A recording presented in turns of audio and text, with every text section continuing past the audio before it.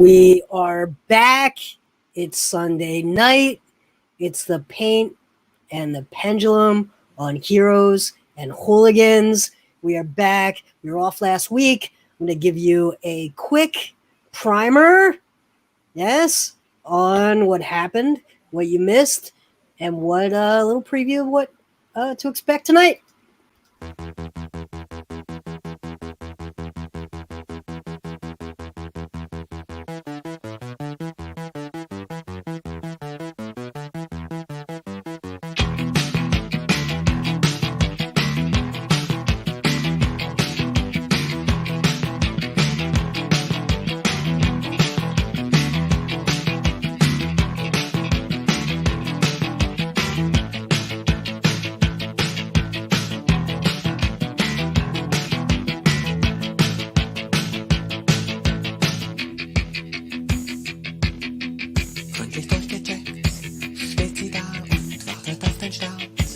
Alles klar, Experten streiten sich ein paar Daten. Die Crew hat dann noch ein paar Fragen, doch der Countdown läuft.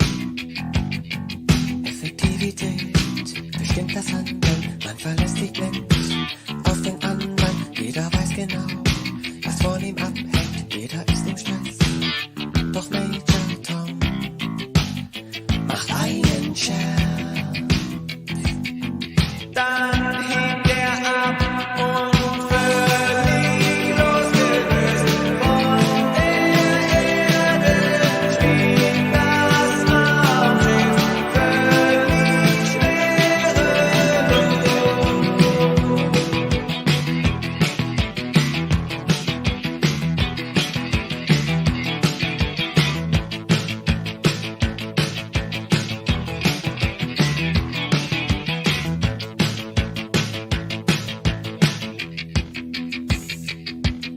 Die Erdanziehungskraft ist überwunden, alles läuft perfekt, schon seit Stunden, wissenschaftliche Experimente, doch was nützen die am Ende denkt sich Major Tom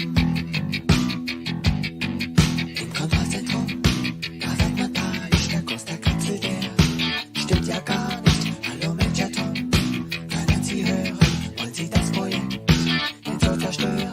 Doch er kann nichts hören. Er schwebt weiter, völlig losgelöst von der Erde schwebt das Raumschiff völlig schwerelos.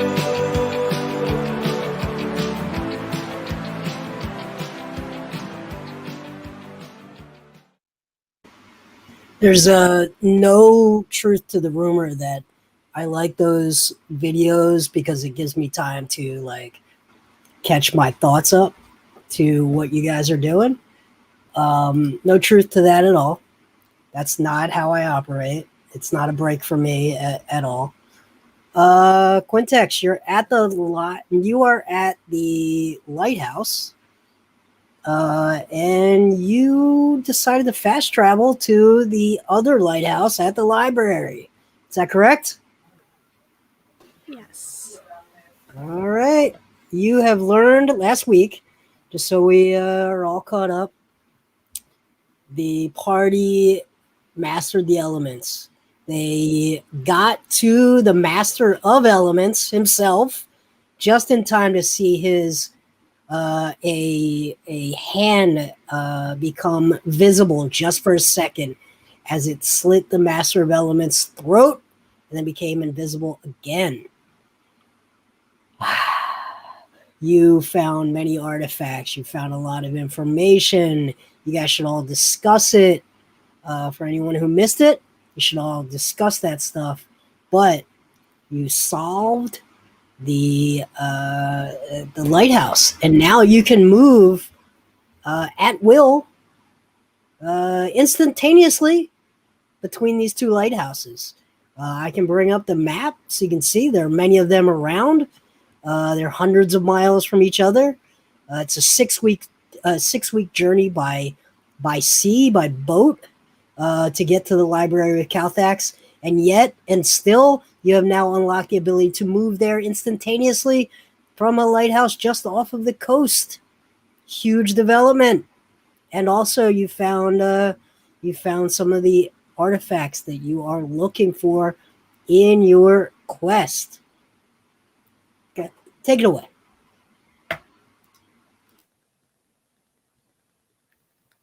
All right, so it's probably for the best if we take the gems back to Calthax, just so if we are gonna go find this silver dragon, we don't somehow manage to screw it up and lose the gems entirely. Yeah, that's actually a very smart idea. Okay. Then I guess that once we deal with the dragon. Hey, Sylvia, I know we're just here in the top of the lighthouse now. Do you think we're going to have to deal with that turn to stone sunlight problem we had last time we were in this lighthouse? Oh. I mean, I hope not, but if we do, I mean, we have the cloak trick we can do again.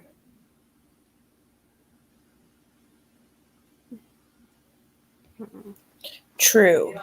We do have the cloak trick. That did work last time. Yeah.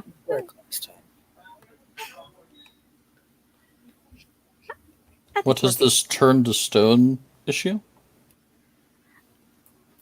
Well, so we're teleported into this top of this lighthouse, which is very, very nice. But the stairs to go down the lighthouse to get into the Library of Calthax have these magically enchanted windows or something along the lines that when the sunlight comes through them, it turns whatever passes through the sunlight to stone.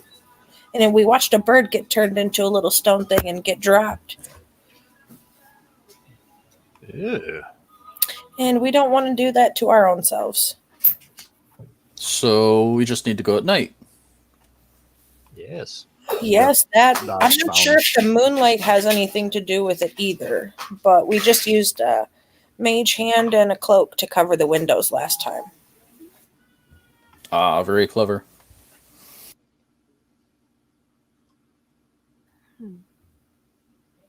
We should probably be fine. I mean, as long as we're not stupid and purposely go out into the direct light. But we're all smarter than that.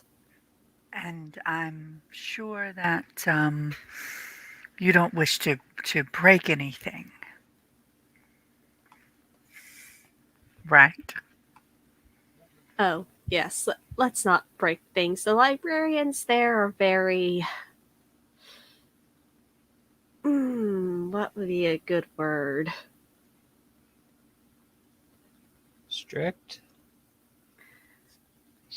Let's go with that, I guess. And violent. They very enthusiastically maintain the rules while breaking their own rules.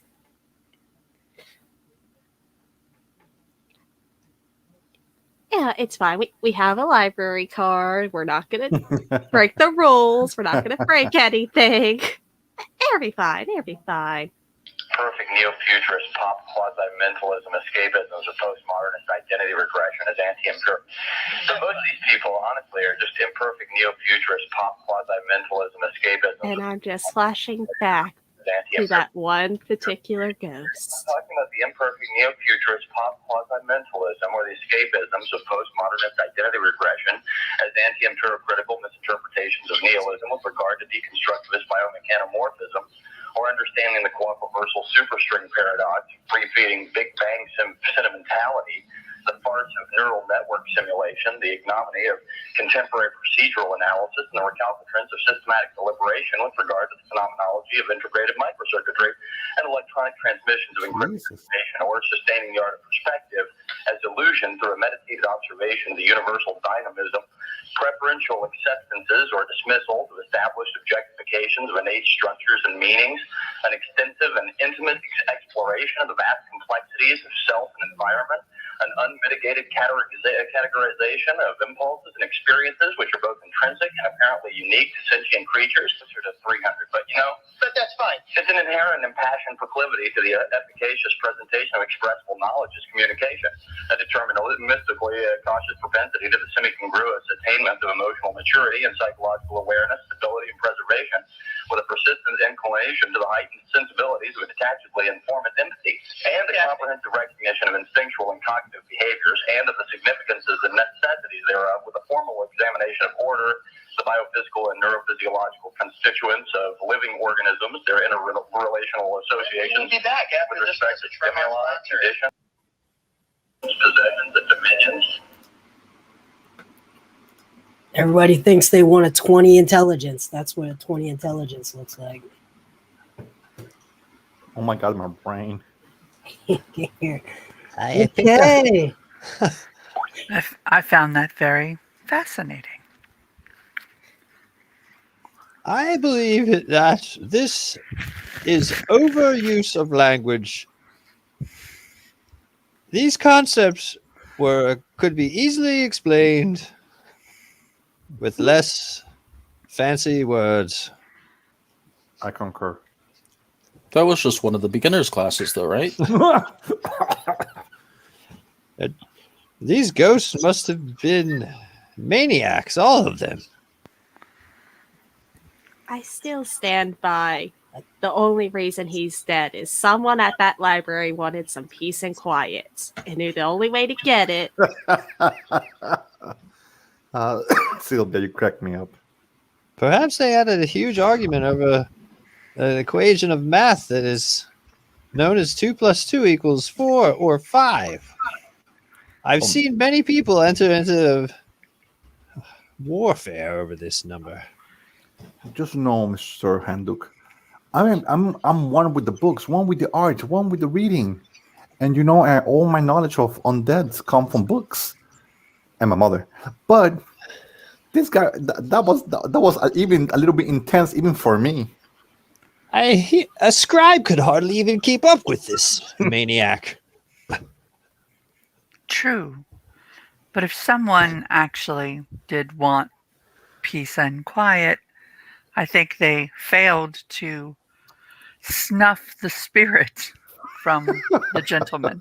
Perhaps we should do the job that this gentleman would have wanted us to do and snuff it. No, what am I saying? We did. Bad idea. I think his outlook on the biochemical aspects of the life and in retrospect to the science of the whole situation was actually really, really well worded. And I took some really great notes. Exactly. I agree. My brain hurts. I think I'm you could. smart. I think you could say it was neoclassical recalcitrance. To sum it up.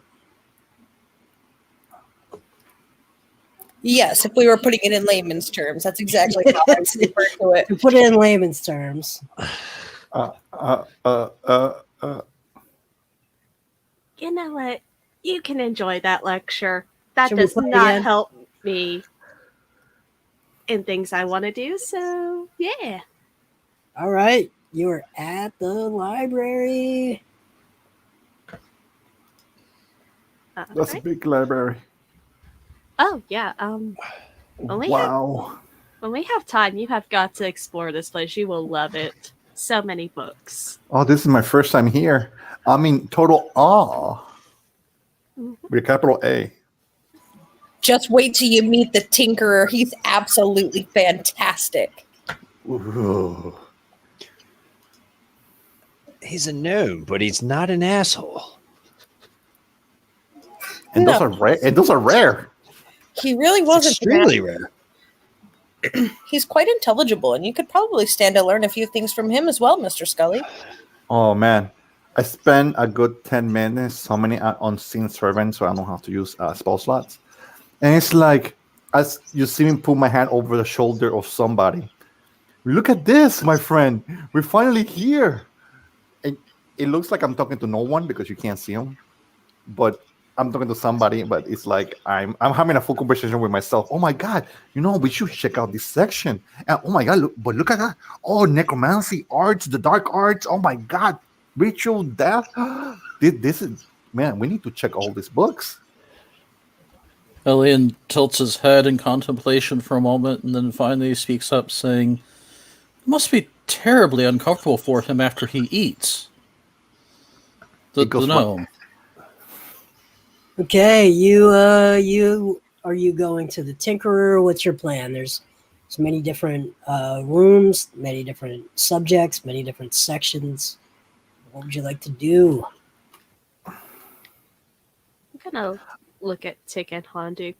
Do we want to show them around the first floor before we head straight down to the workshop?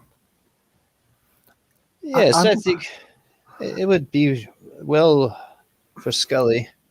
I need to learn a spell, and I want this book might help me. And it's inflict wounds. It's a cleric spell. It's a level 1 cleric spell, and one of these books should have it. And I can learn any necrotic art. It's just I never seen a cleric with it, and this spell will increase my potential 20 times fold. I hate to be the bearer of bad news, but I needn't remind you of the 1,000,000-man army of zombies at our backs as we traipse across the different places of the land and search for the rest of the artifacts for the Chronometron. Exactly. I understand, but my knowledge is peril. My it's my hero. It's like a candy store to me. But you brought me to the heavens. But time is of the essence. Here. Mr. Scully, Mr. Scully, I'll make you a deal. So I have the ability to cast a teleportation circle that at any point in time, no matter where we are, even if not in a lighthouse, can bring us to Calthax. How about we get this stuff done first, and then when we have time, we can come back and I will bring you back personally, and we can look for all of the necrotic spells that you're interested in. As you said, all necrotic spells, I started to drool a little bit. I'm like, thank you. All right, thank you. Business first. I was about to say, we could also just split into two real quick. One to go grab. We can't split the party in a place like this. Do you remember the nonsense that we encountered last time we were here? Yes, it is complete nonsense. But will they be sad if I take a page out of one of these books? Probably. Yeah. The librarians around here are a little stiff. Just a little bit stiff. And I'm sure that they have eyes everywhere. Almost. Sorry, I never said that. People in the library. It's understandable. You would just simply take a page, but to them, they would react violently against you. Now remember, you all solved the library. You attained your library card, so you are able to move throughout the library without repercussions, which was not the case your first time through. So what I'm hearing is you can pick up a book. You can pick up a book and you can read it. That is definitely a thing you can do. Mr. World, I'm going to take you up on your offer and find the book of Hadam Abashusha, which deals in the different properties of dragons. Ooh, okay. Yes. And I wish to use my history skill, which is quite prodigious. I think I have that available. You begin to look for that. Oh, yeah. That is the thing you begin to look for. Here. I rolled a 1 on my check. All right. Go ahead. You are looking for it. You are indeed searching.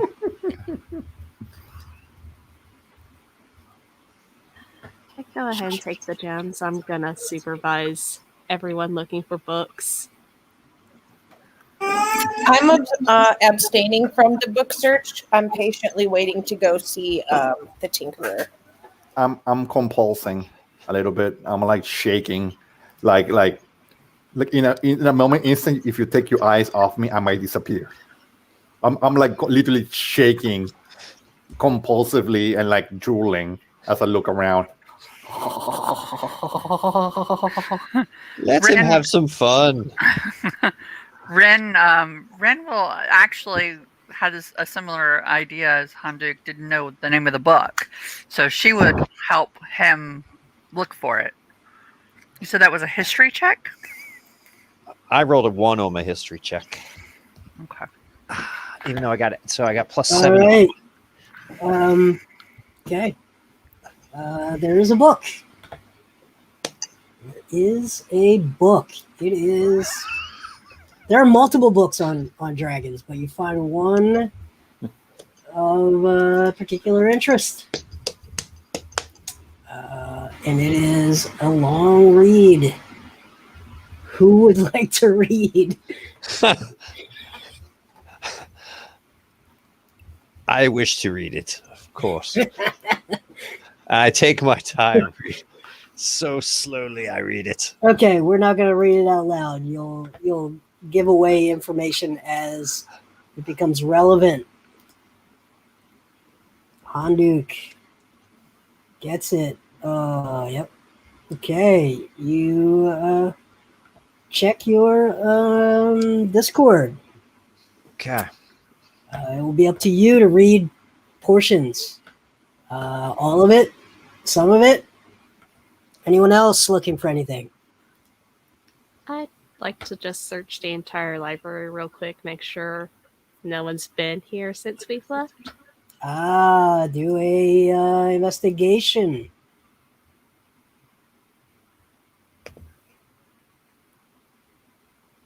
$27.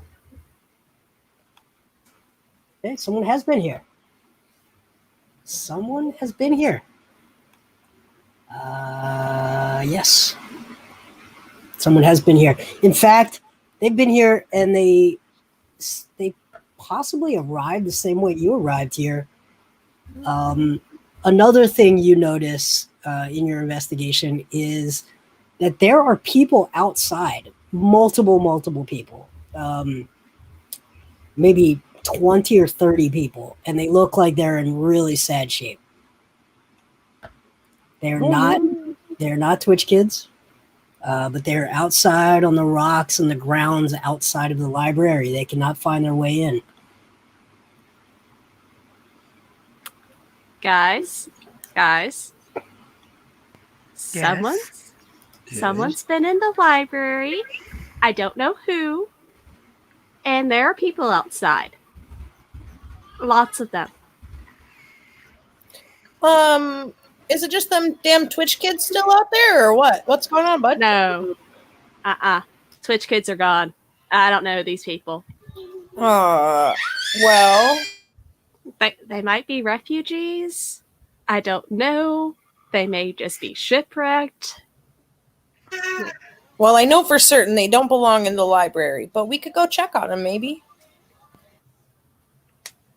As they're talking, I step back and I teleport to Arcana 4 to Dark Arts and Magical Mischief. And I'm looking through everything that looks creepy, made out of skin or leather or human skin, any book like out of the ordinary. My eyes are literally inside the book. Like my eyes look like they're touching the book I'm reading. Okay, we'll get back to that. I will find something interesting for you. For the love of God, please. Okay. What we did. Listen to this. I'm sorry, I'm reading this book. Oh, you're good. It says here the Nobilium Rapier grants total vulnerability to silver dragons. Huh. Interesting. So it will make you vulnerable to silver dragons? It is an ultra. Let me see here. Okay, one more page. All right, next. Wait. No, here it is. Here it is. Ultra rare metal that took decades to find, years to refine, lifetime early master blacksmiths work into a weapon. It said that this is only metal for a good dragon fears.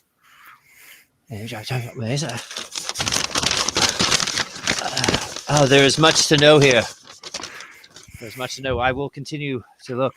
But it appears that there's a substance known as nobelium, which is the bane of Good.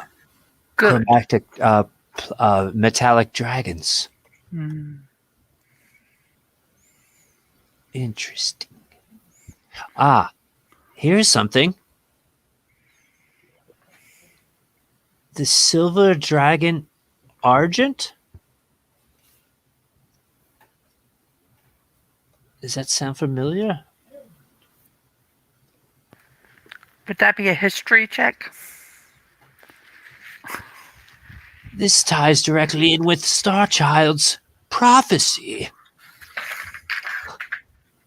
Oh my god. The information in this book is this could save the world. It does sound like it is interesting. Oh my. So I'm going to make I don't think an 8 on history is going to give me any information about that dragon.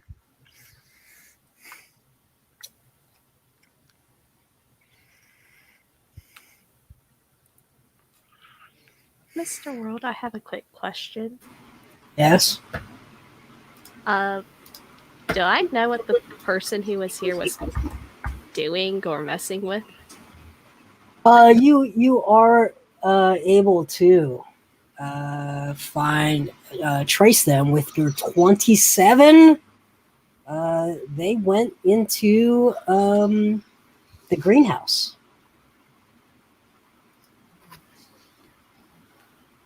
I'll be right back. If you hear screaming, be concerned. Will do. Where are you going? The greenhouse. I think our mysterious intruder was doing something there.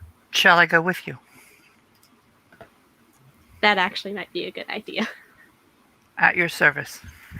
Ren will go with her. Okay. Oh, don't leave me behind. I don't want to be left behind. I'm getting obsessed with this book. I'm right here, Handuk. Okay, you know what happens sometimes when we split the party.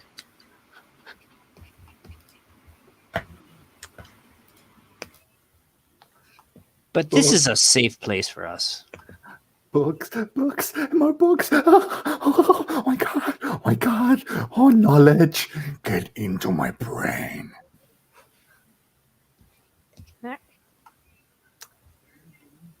Just as a precaution, I'm gonna go invisible. Okay, invisible. Yeah, just as a precaution as we head towards the... You see a small bookshelf in the greenhouse. Inside of the greenhouse, you see specific plants. Very notable. And you find a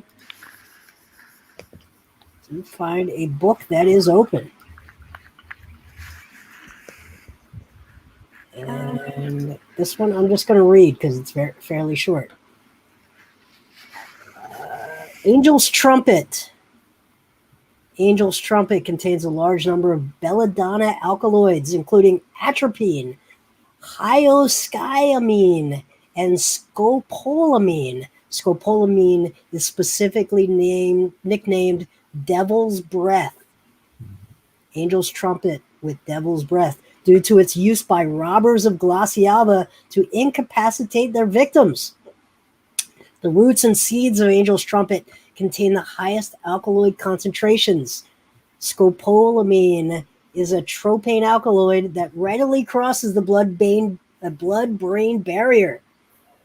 Atropine is absorbed rapidly from most routes of administration, including inhalation, oral, and intramuscular.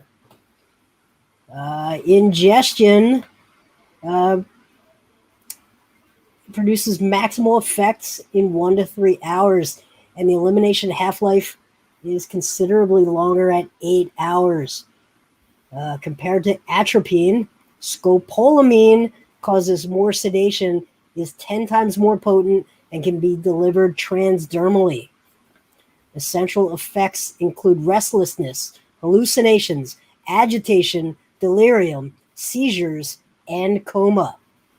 The range of atropine toxicity is highly variable and unpredictable. The lethal dose of scopolamine is unknown. Psychosis produced by belladonna alkaloids can be profound.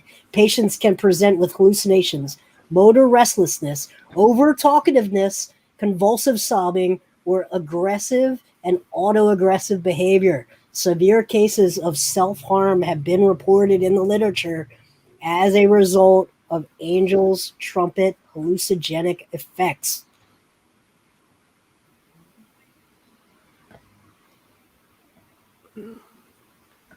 The need to take some is so strong right now.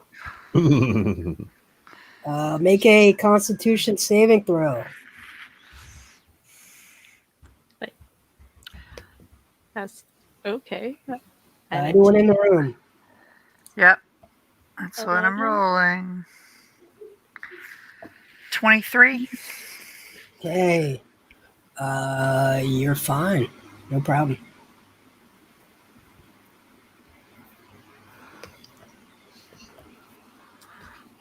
$11, so I'm guessing I'm probably not okay. You're less okay. Ren. Yes. Sylvia looks fine. Sylvia. You are no longer self-aware. Oh. Huh.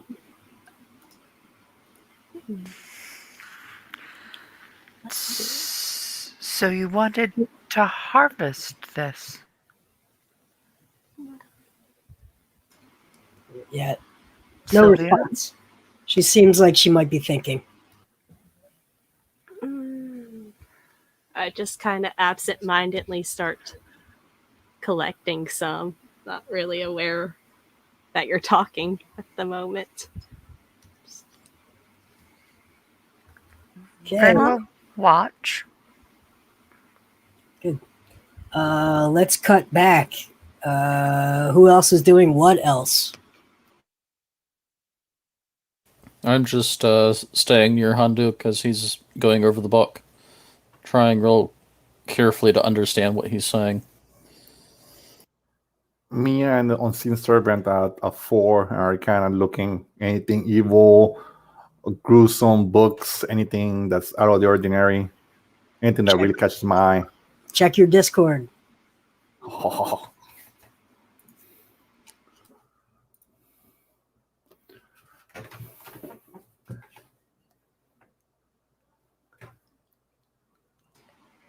Tick, what are you doing? I'm just with Handuk. Just Okay. hanging out with Handuk. All right. Handuk, thoughts?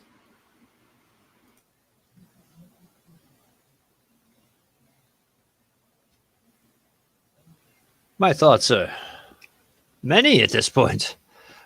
There's a tremendous amount of information regarding the very weaknesses of these terrible beasts. But it's written such a long time ago. Mr. Whirl, can I tell how long ago this was written?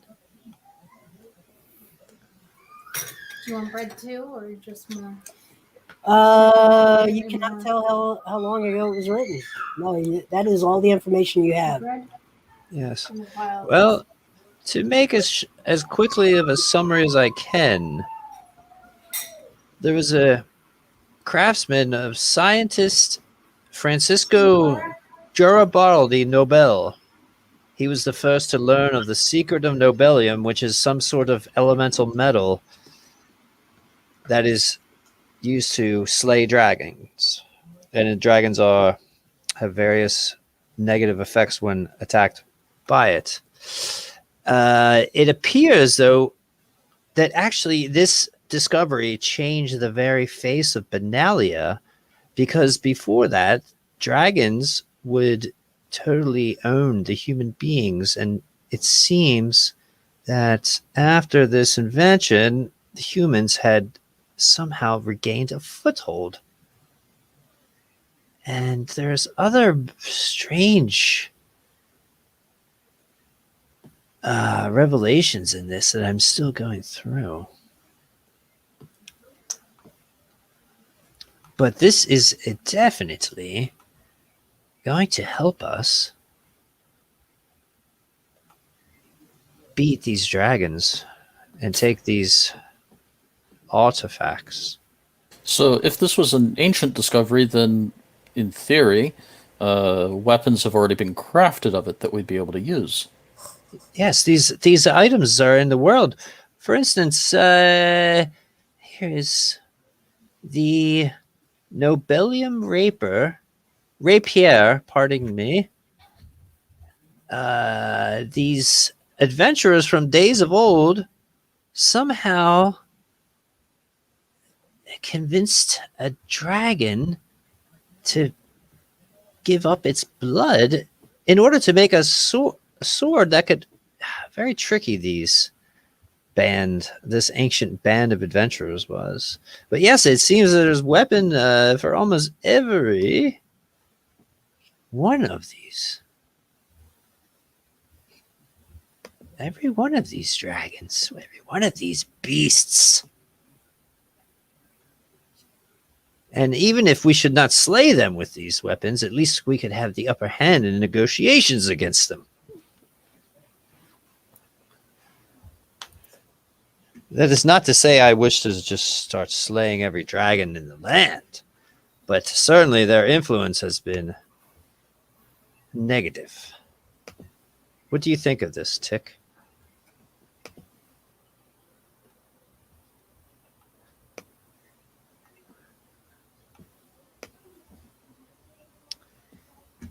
Oh, I'm sorry, you've wandered off.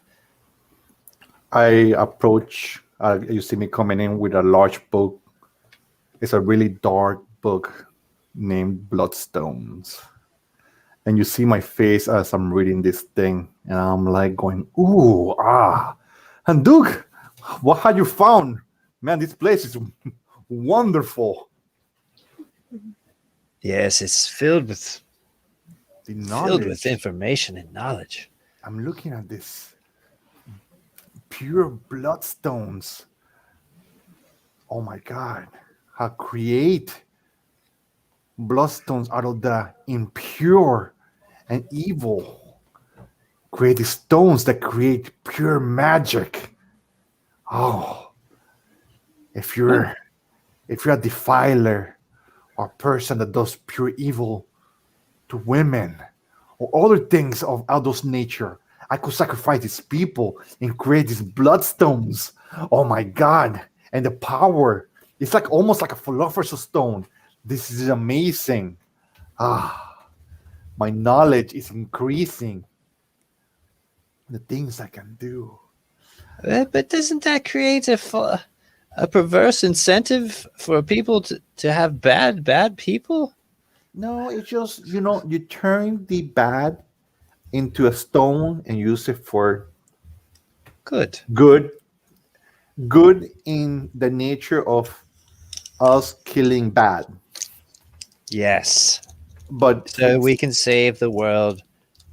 Do you know that I've done calculations that there is not enough genetic material left in the world to actually repopulate the world? Yes, but there's more evil in this world than you can imagine. And the Yes. impurities of some men are definitely a good component, especially their net regions. They become a good social material, creating these large bloodstones. These diamonds are so pure. I know at this time there is need for an orphanage. We could call it the Bloodstone Orphanage Oh no! by Oh, that's Mr. Scully. and just if it did do evil, I can take it to the basement in my ritual chambers and create new possibilities. What could go wrong? Besides Handuk, I'm sure that if there's one that allows you to convert the evil into stones, I'm sure there's one that allows you to convert good into stones as well. So if we need to convince people to be good, then there are those as well. Yes, this is a wise thought, Master Mhm. Elvion. But we don't want to convert them good. I just want to use them for material. We just don't want to create any unintended consequences that may be No, but out of control. But remember, evil should be punished. Yes, the entire world needs to be destroyed, essentially. Yeah, true. We require a restart. We You never require know. a restart. The things I'm reading here are basically filling my mind and knowing these new things. Even though I'm so immune to necrotic that these stones would have no effect on me, so I can definitely handle this kind of dark magic. I mean, you wouldn't even be that special in this world anymore, Mr. Scully, because you're just one of a million necromancers. I'll be the good. I'll be the one that does the greatest good, removing all the greatest evil. That's right. Give the necromancers a good name.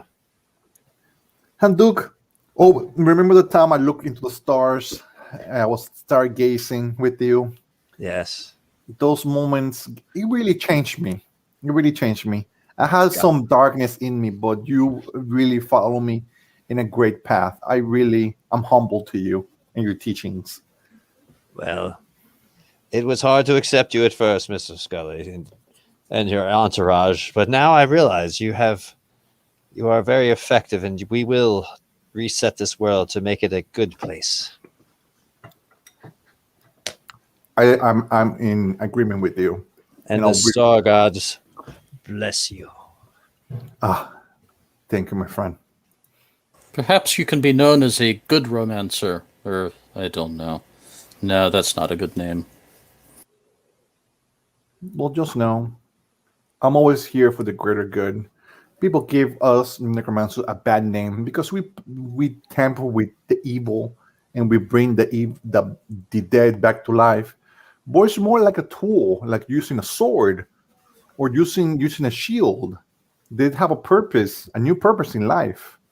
And people think as, oh, monstrosities, oh, evil, oh, dead. But no, in reality, are just greater tools for a greater purpose. I think the conventional thinking inside of the necromancer community is it's just recycling for humanoids.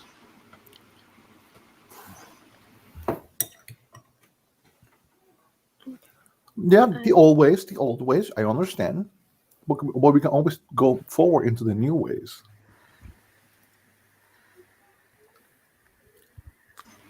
Okay, Ren, you notice that Sylvia seems fine, but is still just sort of contemplating, unresponsive. Eyes are totally normal.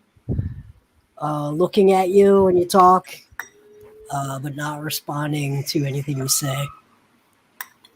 Can I get a medicine check on her? Because normally she would respond to people. Or her name. Yeah, usually her name at least. After like a few minutes, I'll just kind of slow blink and go, yes, sorry. Okay. Yeah, no. Sylvia, Never mind. Okay, roll. You will please roll a d10. Okay.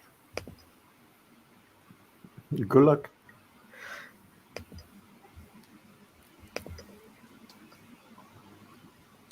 Nine. Okay, you can move and act normally. Yeah, I'll give a slow blink and just. So, Sorry. yeah. Are you okay? Yeah, just a little lost in thought for a second. I understand. Uh, Did you want to harvest more? I can help. Yes. Yeah, I think I do want to harvest some of these. Probably take the book with us. Sylvia, roll a d10. Okay.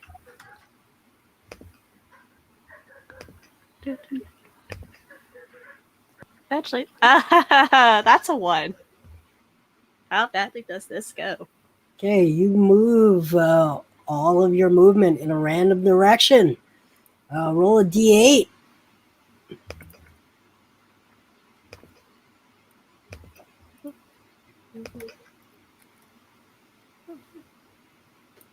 Two.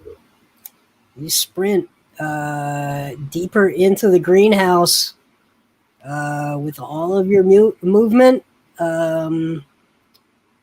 Ren, you see Sylvia sprint off into the thick of the greenhouse. Does it look like she's going towards more of these plants, or is it a different It's unclear. part? It's unclear.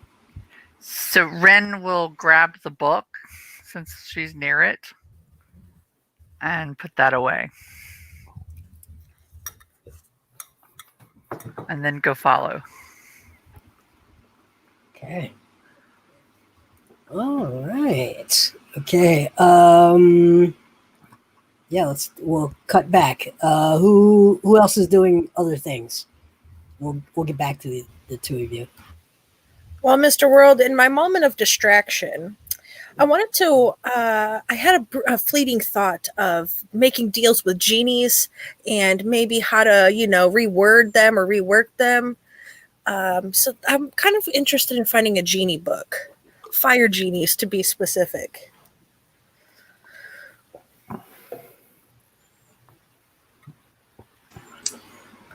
Yeah. Okay, good. I'll get you that. Hey, Handuk. Since I'm back now, I have a joke for you. Yes, I love jokes, especially your jokes. What's the difference between a demon and a lawyer? The one is always evil? No, a briefcase. But I don't understand. Dun, dun, dun. Cut back to Ren. You get into the. You track down Sylvia, and you see her standing in front of a few plants, and they are leering. They're leering over Sylvia right now. They look like they're about to attack her. Give me 1 second, and you're gonna roll initiative, but not quite yet. Okay. 1 second. I can do the thing.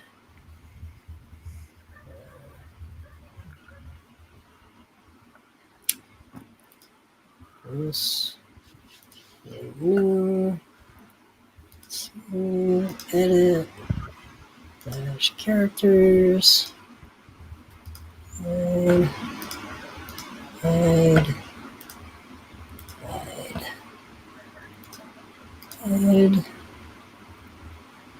That's correct.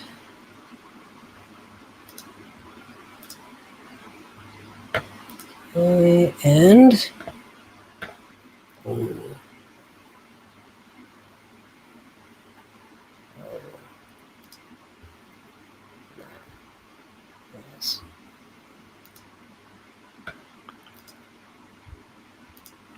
Okay.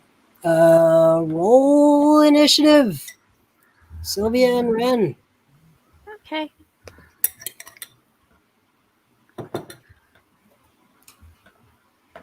$17. 21. Okay, great. Good rolls. Sylvia, roll a d10. Okay.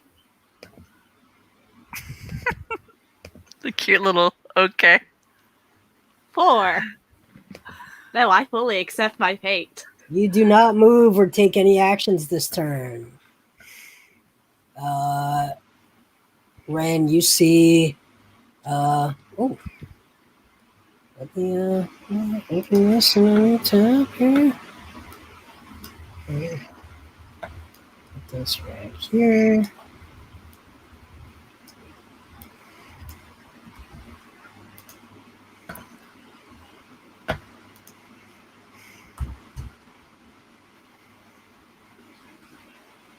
You see the following. It is creeping on to Sylvia. All right. It is going to attack. This. Oh, it's so cute. It has little friends inside. You just want to make friends. Okay. All right. Let's see what it does. It has the stench of death. Each creature that starts its turn within 10 feet of the corpse flower must make a DC 14 Constitution saving throw. Ren, you're not quite 10 feet yet. Right. All right. Sylvia, already incapacitated. You'll make it next turn.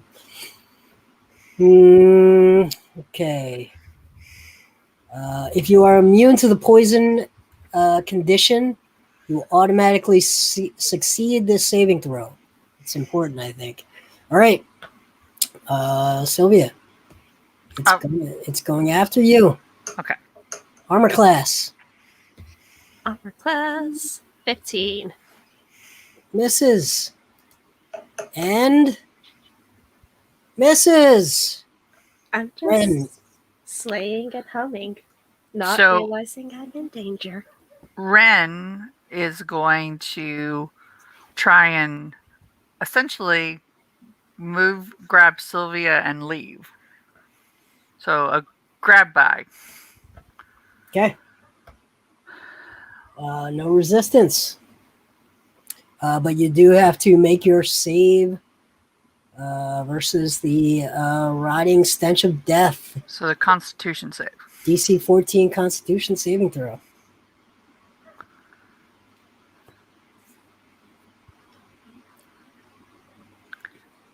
A 15 makes it. Okay, you make it. Do I have to make a strength check to grab her No. and go? Or okay. No, you grab her and you go. Okay, good.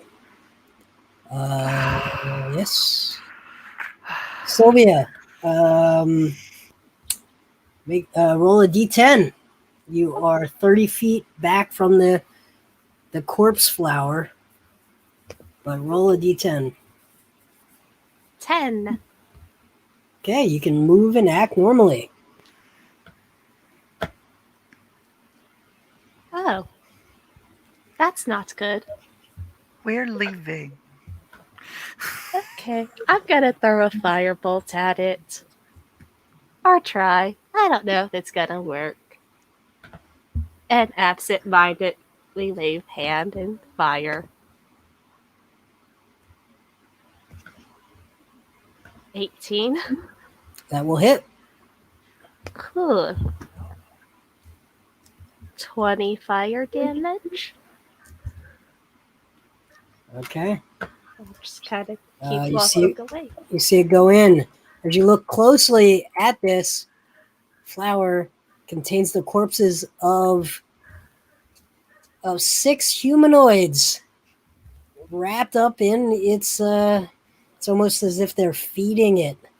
It's tendrils and bulbs and things.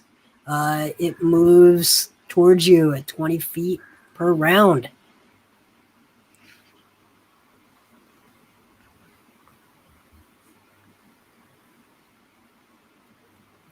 Do you continue to leave? Yes. Ren continues to leave. Sylvia, roll a d10. Okay.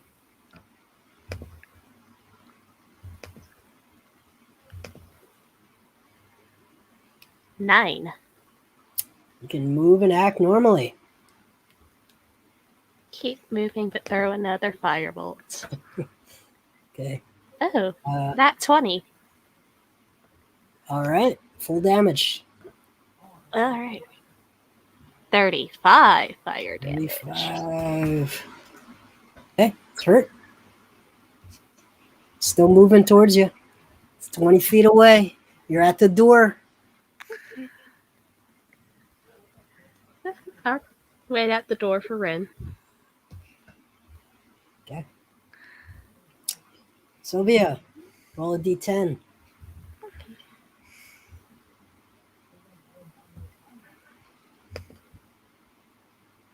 Three. You do not move or take actions this turn. It moves towards you 20 feet and it attacks. Oh, did I miss my turn? Oh, you can take an action. Because then Ren continues to move and All right, you're out of the room. out of the room. Yeah. Sylvia expressly stopped at the door and attacked. I assumed you were moving out. Yes. I mean, she would have tried to push Sylvia with her or take her with her. Yeah. Okay. She's ahead of you. The problem is she's ahead of you in the order, and they're ahead of you in the order, so you're last. Right. And at this point, she was at the doorway. It moved towards us. And then I move. Yeah, she attacked, Yeah. and now it's their turn, and then you'll have your turn. Yeah. 13 and a 16. Does a 16 hit, Sylvia? Yeah. Okay, 9 points of bludgeoning damage and succeed a DC 14 Constitution saving throw. Okay. That's a 10, so... Okay. You will take 14 points of poison damage. Well, now I'm glad I have that ring of poison resistance. Right. Ren, your turn. All right. So at this point, let's attack it because now it's in the way. So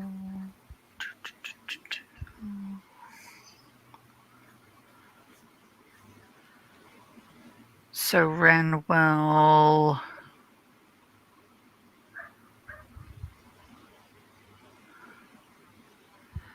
So first I do chill touch, rolling to hit.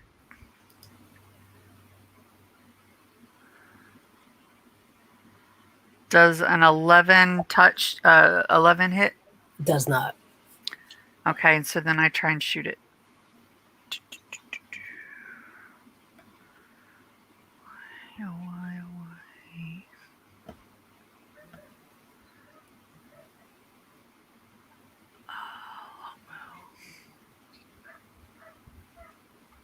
All right. Does 18 hit?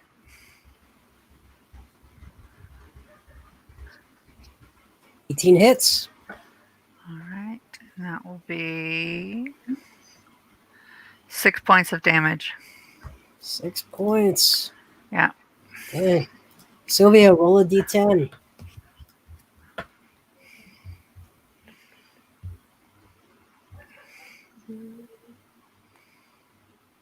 3.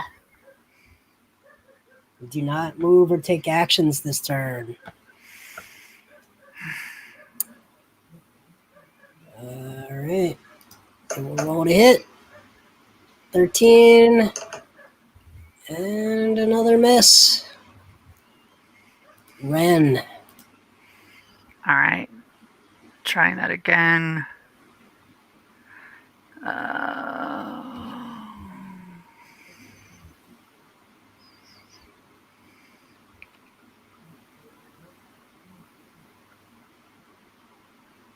Roll better. Come on.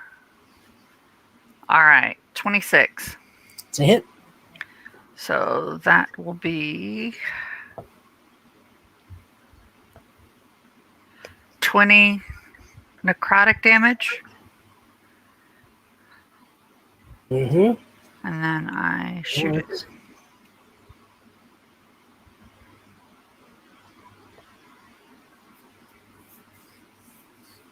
That's a 1 on the die. My turn's over.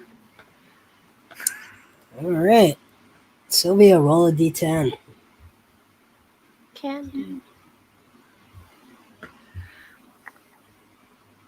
10. You can move and act normally. I'm going to attack it. My swords. So that's a 21 and Hit. 27. Okay. So that's gonna be. Soon as I do a stupid amount of that.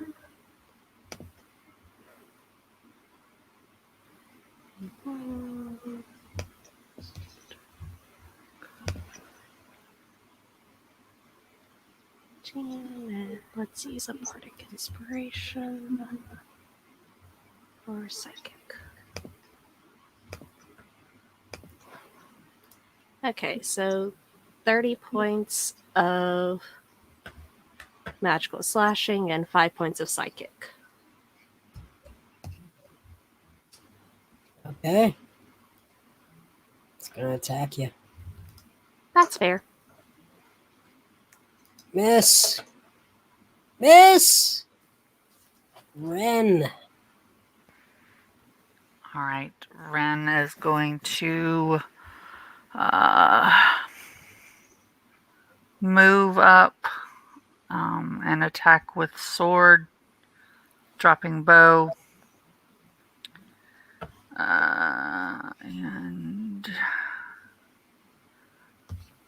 I get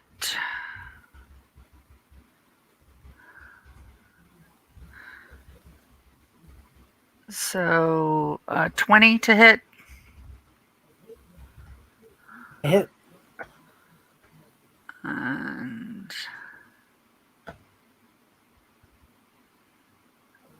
that is 9 points of damage. Try and chop this thing up. I'm guessing a 10 misses. It does. And I get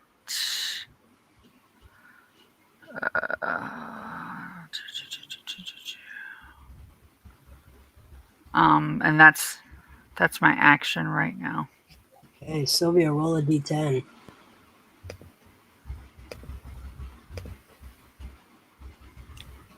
Five. 5.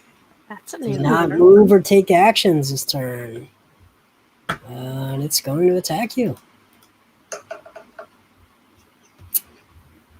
That's a hit.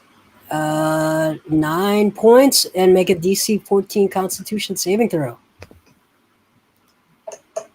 That's a nat 1. All right, you're going to take full damage.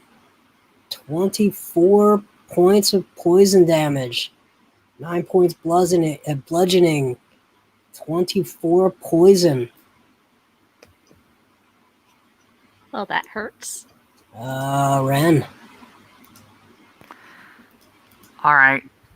Ren is specifically attacking and trying to draw its attention to her this time. Like, making noise, howling, that sort of thing.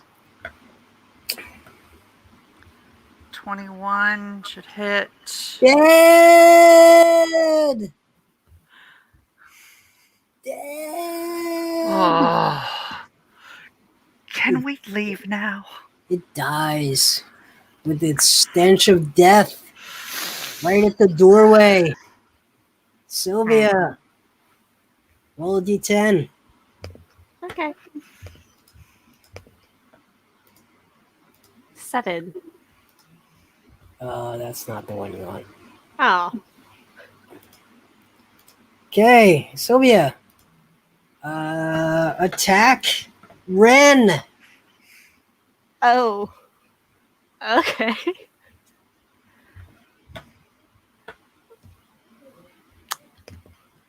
Well, good news is this won't get sneak attack.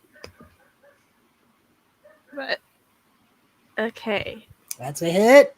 And then I have a second one, which will probably miss. Just one. Yeah, armor class 17. Okay. So 8 points of damage. Any particular type of, well, it doesn't matter type of damage, but yeah. The stabby, Magical. pointy type. Slashing. Oh, piercing technically. Okay. Okay. Ren, you have been attacked by your party mate who you just dragged out of a very dangerous greenhouse. You have the book. You don't know if you've been attacked because of the book. I pick up my bow. She's got eyes like a doll's eyes. Nothing abnormal, but it's almost like she looks straight through you. So picking up the bow, I'm going to do a misty step. Okay. To go past her. All right, back out into the hallway. Yeah. All right. Sylvia, roll a d10. Okay. This is fine. This is fine. 2. You do not move or take actions this turn. Ren. Okay. So You see Sylvia will stand there at the doorway, casual. So Ren will, as a free action, put away her sword. I can dismiss the sword. I put away the bow, and I will move to Sylvia and grab her to move away. But I can only get to her and then pick her up.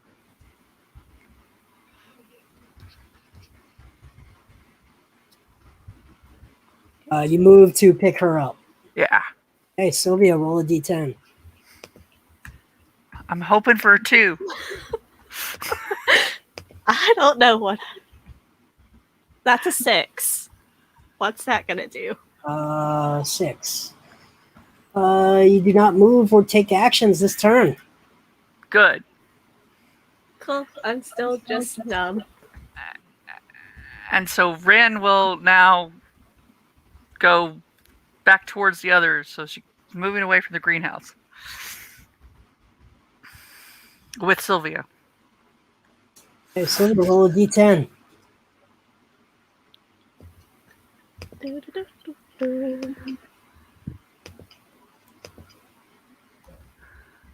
That's another 6.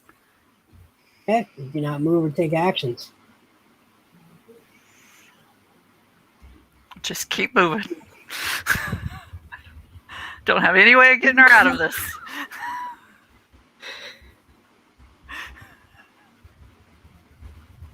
Okay, Sylvia, roll a d10.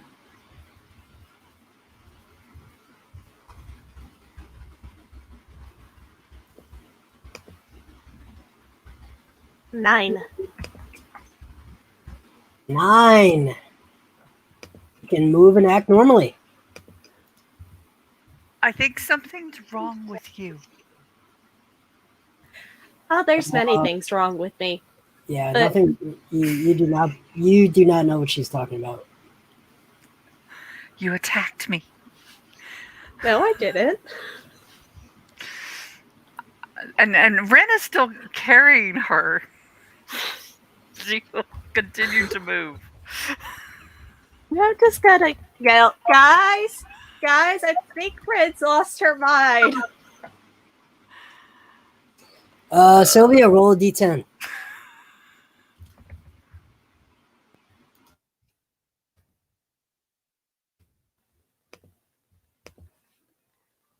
Six. Okay. 6, you do not move or take actions this turn. I just keep moving with her. Okay, you're just sort of like guiding her back towards everyone. Yep. Yep. Okay. Well, I mean, so- because I think yeah. Ren can actually pick her up. I mean, probably. That's fine. You can do that this turn. Won't seem abnormal this turn. Sylvia, roll a d10. You get to the science room.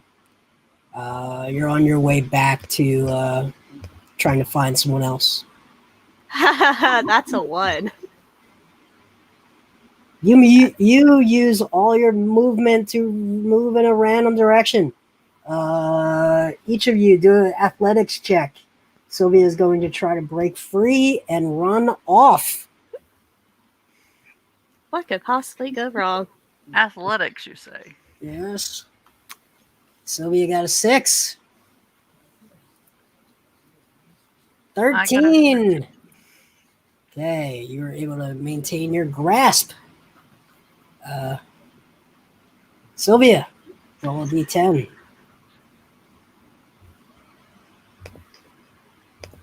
Good move by Ren picking Sylvia up. 10. Can move and act normally. Why You are you realize- holding me? It still is. You're still lifted off the ground. Because you keep either attacking or moving randomly or standing and drooling. I have no idea what you're talking about. I understand that. And Ren continues to move with her in the... Sylvia, roll a d10. You owe me a drink for this. I will gladly buy that for you. Thank you. That's a 5. 5. You do not move or take actions. Ren just keeps going. just really looking for help now.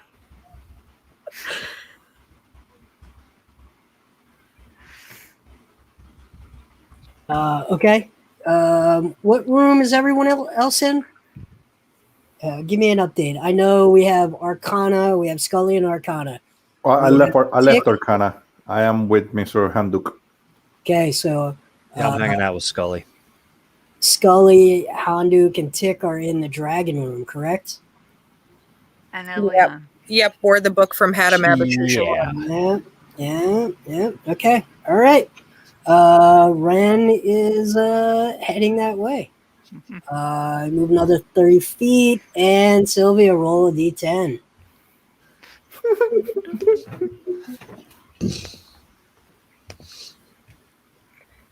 I'm just hearing the Benny Hill theme song. Just saying. Man, 2. I'm a lover of them. I have that song in my head now. You rolled a 2. Yeah. Okay, 2 is you do not move or take actions. So Ren, you're able to keep moving. You get to the economy room. Economics. Economy.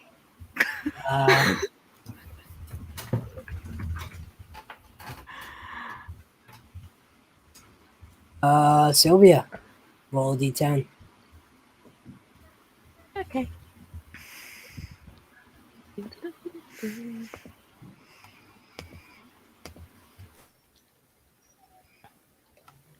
Six. So, don't think I'm moving still. Nope.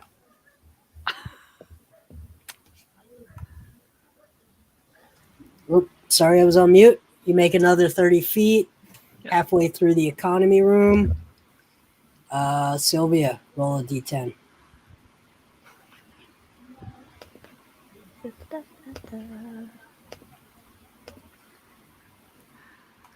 Four. Okay. You do not move or take actions. You make it to the hallway. Yeah. Sylvia, roll a d10.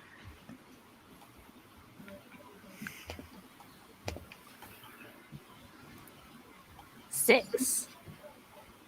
Still Okay. not moving. Keep going. Still not moving. You make it right to the corner, heading into the map room, number 2. Mm-hmm. The map room. You're not in there yet. Sylvia, roll a d10.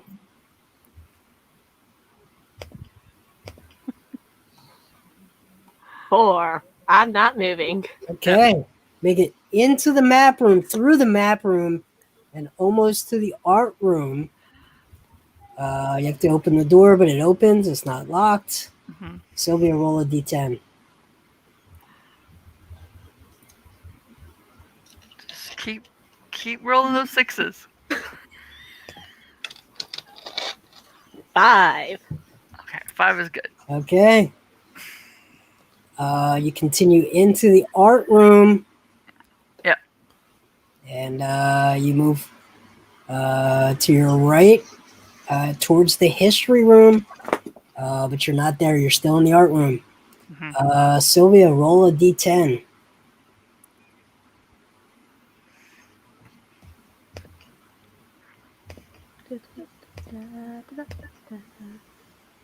One.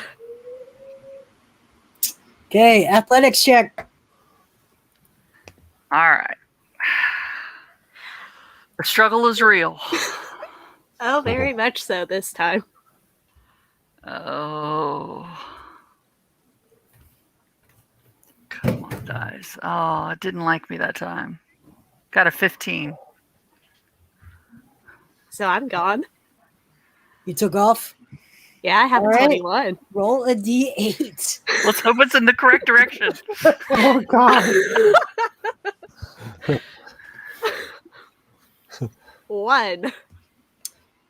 1 is good. 1 is good. You run forward the direction you were already going, and you move right to the door for the history room.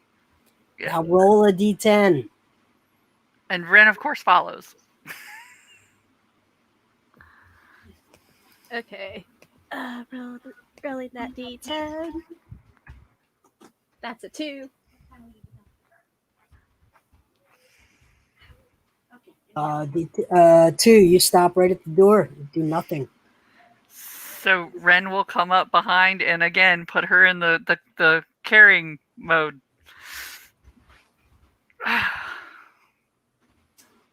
Okay, Sylvia, roll a d10. You're at the history door. So close to freedom. So close. That's a 9. 9. You can move and act normally.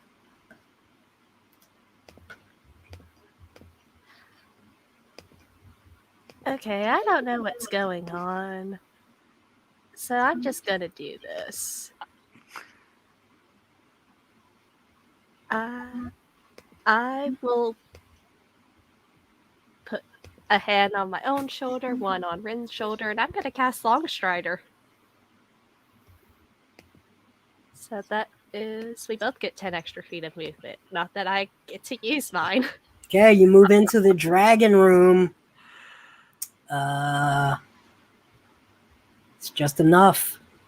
Everyone sees Ren carrying Sylvia slung over her shoulder.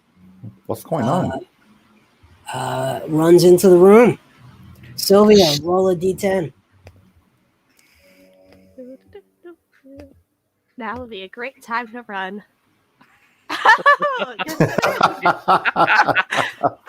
Well, you got Oh, we got to make the no, you athletics. use all of your movement. Well, we have to do the athletics, right? Yep. Sylvia's got a 15 on the athletics. Struggling to break free. Come on. 24. All right. Not happening. Not happening. Okay, see, everyone sees this happening. Sylvia tries to escape. You don't know if you don't know what's happening. There's something wrong with her. Are you guys having a fight?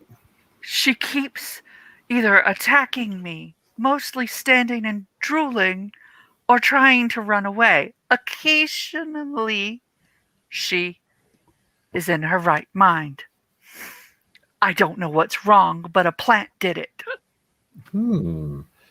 She must be under the influence of some narcotic, perhaps. Perhaps. Did she drink any plant? No. I have a book in my bag. If you want to get it out. Because Ren is holding on to... I am kicking and struggling. It's something like angel something. Just look at the book. Actually, I take that back. I actually will remember what it is. I have the keen mind. I don't remember what it is, but Ren would absolutely know because she will she remembers everything that she witnesses and sees and hears for the past month. Yes, Angel's trumpet. Angel's trumpet. It's in the book. Okay, let me see here. All right. Okay, let me see here. It says, and I read the book referencing Angel's Trumpet.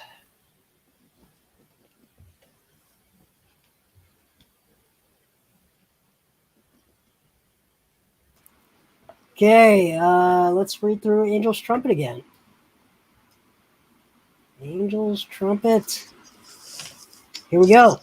Angel's Trumpet contains a large number of belladonna alkaloids, including atropine and scopolamine. Scopolamine is specifically nicknamed Devil's Breath due to its use by robbers in Glaciava to incapacitate their victims. The roots and seeds contain the highest alkaloid concentrations. Scopolamine is a tropane alkaloid that readily crosses the blood-brain barrier. Atropine is absorbed rapidly from most routes of administration, including inhalation, oral, and intramuscular. The maximum effects last 1 to 3 hours, and the half-life is considerably longer at 8 hours.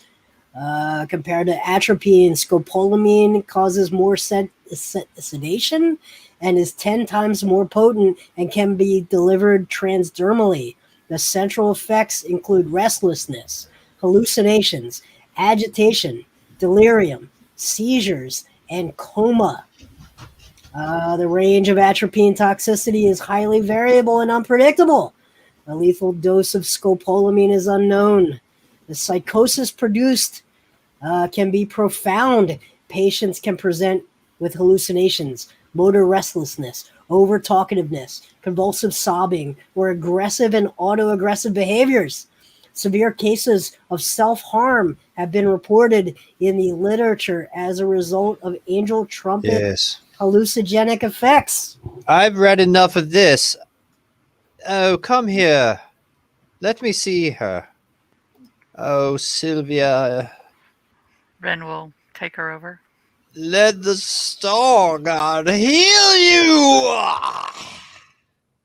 Lesser restoration, Mr. World. Okay, lesser restoration removes the effect from Sylvia. Why am I so My old being friend saved? Sylvia, we've traveled so many miles. I Hi. feel like I've traveled very many miles. Those should count as double the miles. If you've drug her as far as... The greenhouse. My lord, you had to drag her. And what is this beast that attacked you? We always get into trouble when we split the party, it seems. Ren will carefully set Sylvia Just down. imagine if the whole party had gone in there and half of you had failed that save. Yeah. That Yeah. would hurt. So in this case, it was probably a good thing. Yes. You never know when it's a good time or not. Ren is slightly damaged, but I don't think we really anticipated much problems. it was creepy. We should look out for Very surprises. Always. I'm sorry. Let me get back to what I was doing. All right, Mr. World. I make a giant circle with a star in the middle of it. I summon a star angel into the circle and then bind it with the very power of the star god itself. And it serves me for the next 10 days. And I say, look, Scully, I have my own entourage I'm starting. I see you learning the ways. I am And very there's this- proud of you. All There's right. this, Roll a d20 and tell me what's the CR of such a creature.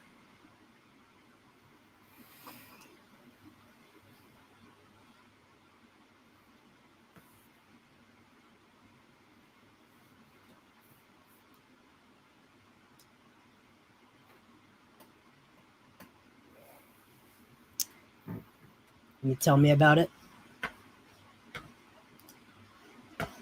And look, you're muted, by the way. Handuk, the very power of the star god has muted you. Please unmute. I'm sorry, I was just explaining it while on mute. Yeah, it was a good explanation. Basically, it's a celestial spirit guy. It has basically I have him for 10 days. Yep. What CR? It doesn't say. It says challenge proficiency bonus equals your bonus. So I'm not sure. Your It's a bonus will be your- 6th level spell. Yeah. Okay. Yeah. It can What's the heal. It what's the looks name of like the one spell? of Doug Snow's Okay. like What's the name of the spell? starscapes. It's called Summon Celestial. All right. Here's what you've gotten. I'm just gonna screenshot it, bring it up on the screen, and then I will send it to you. You have done this. This is a thing that you have done. It has been done. It is done and complete. And anyone who says it hasn't been done is being less than angelic because they're not telling the truth, because it is a thing that was actually done. You have summoned a Battle Force Angel. Battle Force Angel Now, Mr. World, the beauty of the is a radiant host that soars into combat, bathed in the light of the very star god. now, Mr. World, the beauty of it is that it lasts for 10 days. Oh, Jesus Christ. And that's where the planar binding comes in. Yes. I gave him some really good Tesla batteries. Yeah, I agree. Battle Force Angel. But Mr. World, I'll be honest with you, it's not as powerful as that guy that you're throwing up there. Well, you got it. Well, for now, that's the guy. All right, I'll Hey, take it. don't question the gods. I'm not questioning. Okay. All right. What else is happening?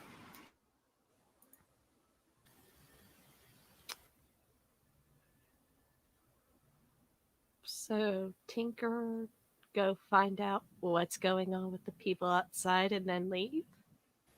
Yes, if this thing is in the greenhouse, we should be careful. We should go guard the Tinkerer immediately, because if something should happen to the Tinkerer, our entire plan would be completely annihilated. Well, Am I wrong? I'm more concerned with the fact that people were growing the angel's trumpet. Yes, right under the nose of the Tinkerer.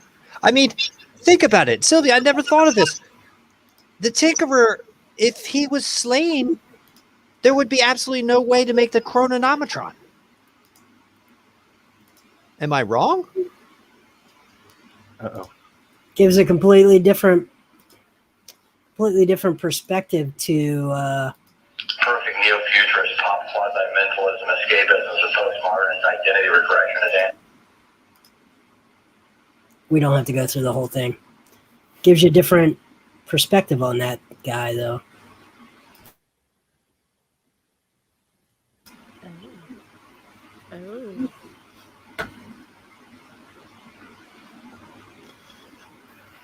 Oh. Perhaps this madhouse speaker is under the influence of the angel's trumpet. Everything's possible, to be honest. Let's see, that was the Twitch, but okay. Maybe it's a magical spell that I can dispel. All right. Yes. Why is it being grown? It is a library. This is a place of research. This is a place where you originally came to find the formula for Twitch. You slightly modified it and nerfed it when you gave it to the Twitch kids. And they left off on their ships. But this is a place of research. This is not necessarily a place of good or evil. It is a place of learning. Every bit of information can be used for good or ill.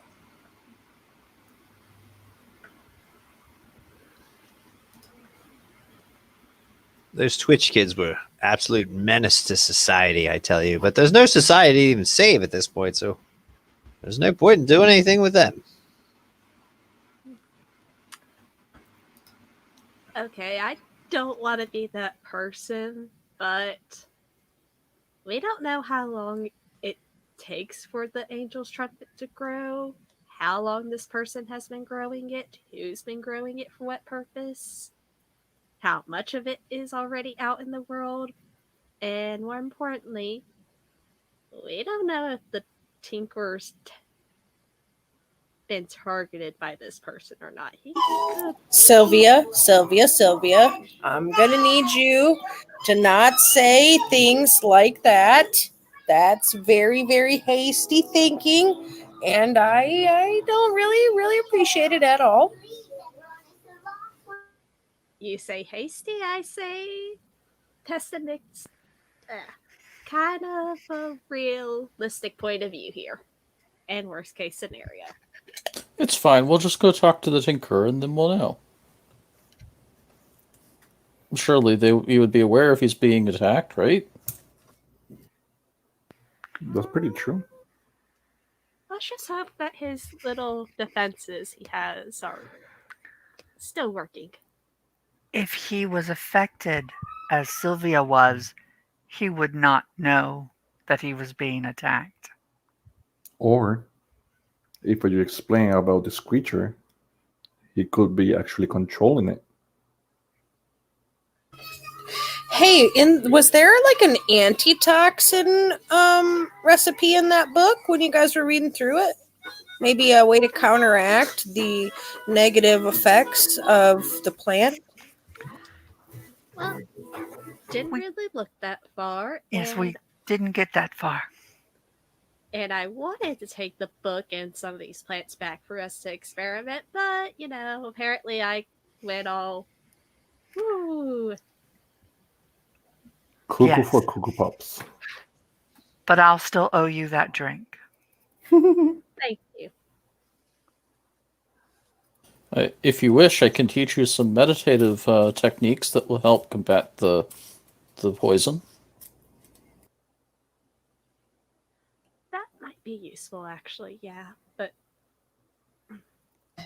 Sylvia, don't you have your ring of poison resistance too? yeah, that cut down on a lot. I think I'm not really sure. Everything's kind of this weird blur. Very Yes, fuzzy. the bush skull monster.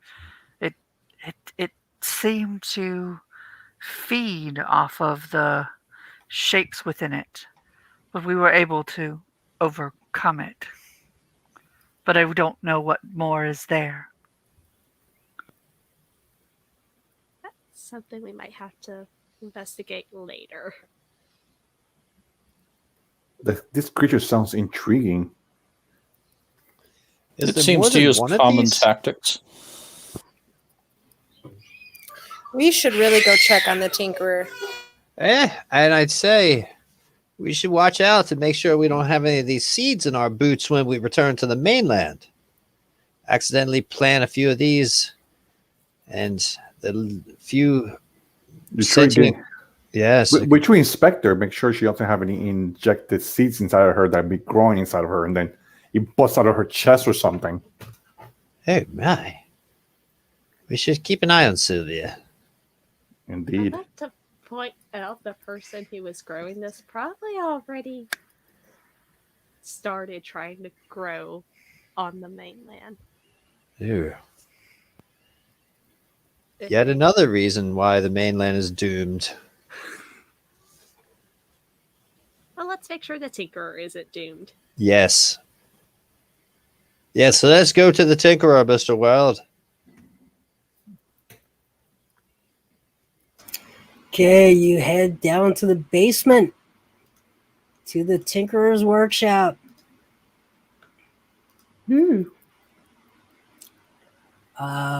You see constructs galore moving about. Are we coming from the south? You're coming from the stairwell with the blood. Yeah, the south. Okay. Were they here before? No, it was just you, me, Tick. Yeah, just us three who've been here before. Bloody stairs, man. Somebody hire somebody to clean this.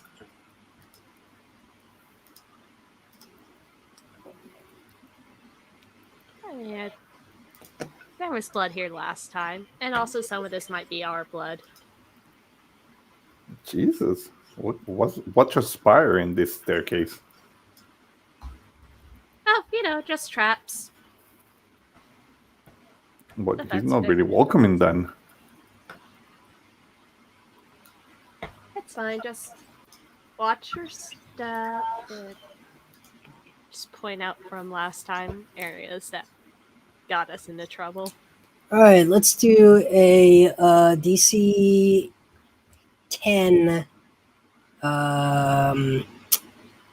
investigation check to avoid all those little traps and doohickeys and things like that.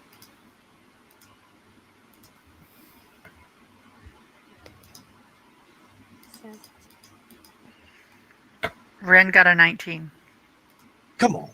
Yeah, you weren't there though. Be much more difficult for you. It's a Sylvia thing. Okay. Oh, it's so good. I just keep talking and I keep walking, and I pay no attention to whatever you guys are saying. There might be traps. I just keep walking like nothing happened.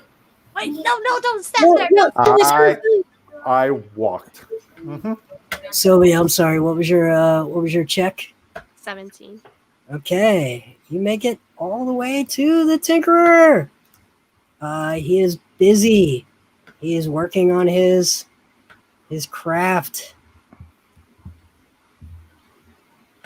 Oh, good, you're not dead. He is not dead.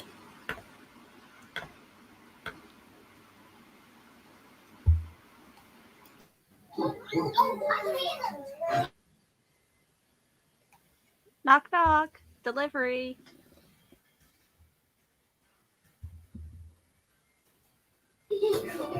I'll call out to him in Gnomish. Mr. Tinkerer, Yes. Yeah. we're back with the book and some of the items. Good. Yes. Okay. Put it right there. It'll be safe. Do you have everything on the list? No, not everything yet. Just a couple things. We wanted to bring him back for safekeeping. Okay, in the chest there. Now, it's just the first 12 digits of pi is the passcode. That's all. Ooh, the first 12 digits of pi. It must be a finger pie of some sort.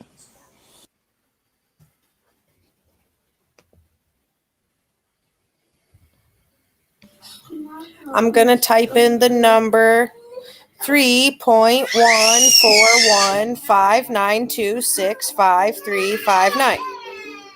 And it opens. Simple. That was amazing. Just a thought. Do we really want to leave the book here? Oh, not the book, just the items. Okay, making sure. We need Yes. the book still for discovering more things. Does the book mention anything about a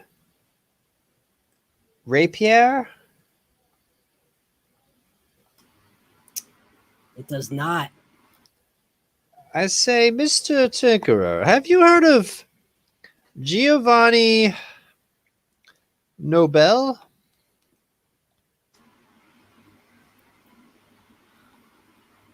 He looks up at you but doesn't understand.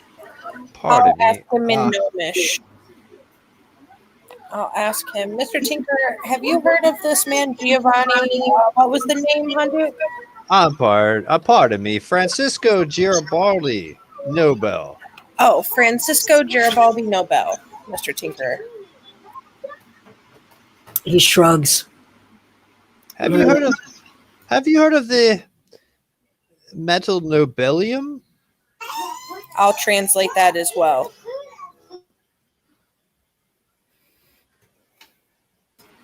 He shrugs.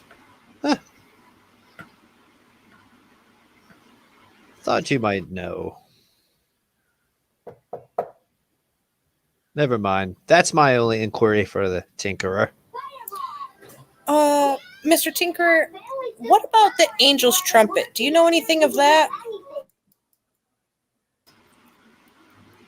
He looks over, looks around. You see all these mechanical parts, nothing biological down here. Shakes his head. Was worth a shot. What of the elemental gems? It seems in his instructions he only needed one. We have more than one. I don't think he listed that number of needed, and he didn't really give us instructions. He just said bring the stuff. Mr. Tinker, do you know by chance how many elemental gems you're going to need to build the chronometron? Is it just one, possibly 2, 3? He sighs, puts his soldering iron down, looks at you, and he says, I only need one, but it has to be the right one. Good point. Look, I'm really sorry to bother you. We just want to make sure we do everything the right way. As you know, as you clearly know, there's an art to go with this science. There's a lot of things that we have to put together. This is not baking a cake. I'm not just assembling something from someone else's workshop. I'm creating something, and there's this is not a guarantee. I could it's if I have everything, then I have a chance to make it, but it's got to be in perfect attunement. attunement balance. It has to have the right frequency. It has to have the right mechanical operations. It has to be. There's a lot that could go wrong. But if it goes right, it will be right, and we'll all know that it's right. Unless we're all dead and we go to a different plane of existence in an alternate timeline, which means we'll think that it worked, but it actually destroyed the entire universe as we know it, but splintered the universe into an alternate universe that we live on as though everything worked fine. I mean, there's a fair bit of uncertainty to this, but if it's right, then it would be incredible. It would be revolutionary. It would be unprecedented. And I think that when you have a chance to do something unprecedented, you have to take that chance. I'm sure you agree. Elian nods, not understanding Gnomish at all, and says, I am glad that there's no chance this can go wrong, as he said. Oh, no, I don't see what could possibly go wrong here. Absolutely not.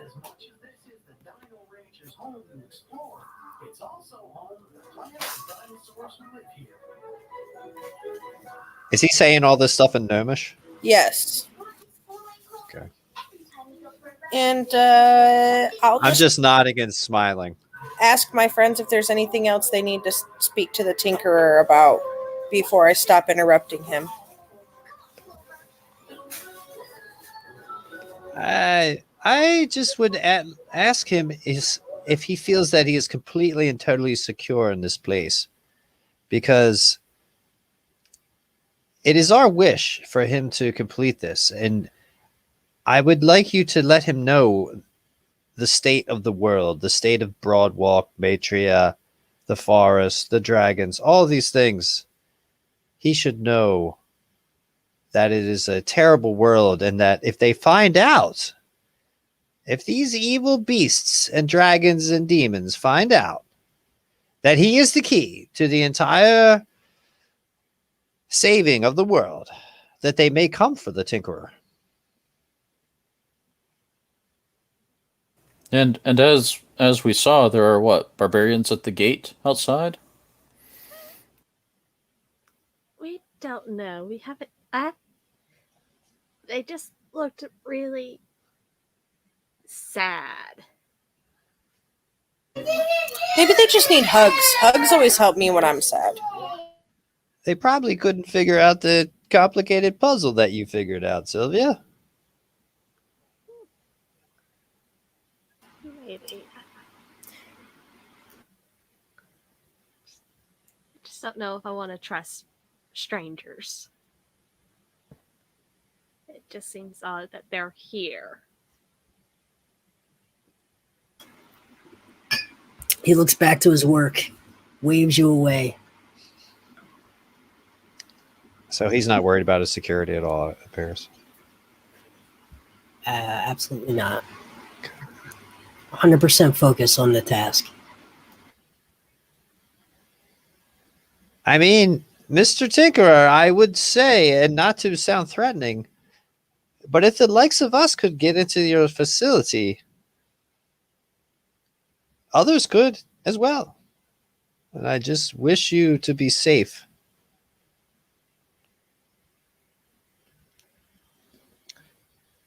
Tell him that, Tick. Tell him I wish him to be safe. I will pass on your wish And- of safety. And that the Star God loves him and wishes him to be healthy. Yes, I will also tell him that. And that his hands may be blessed with the very skill of a galactic builder. I will tell him all of the good tidings and blessings and things of the Star God as we get out of his face, so he can continue his much important scientific work and exploration here in this safe place.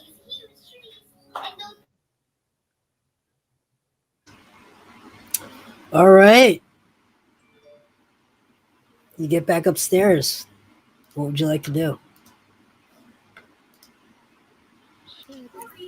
Are we headed back to the Fjordlands? Do we want to go question the people outside first, or? We could, yes. That would probably be smart. That sounds good. And if questions don't work, we can always fireball them.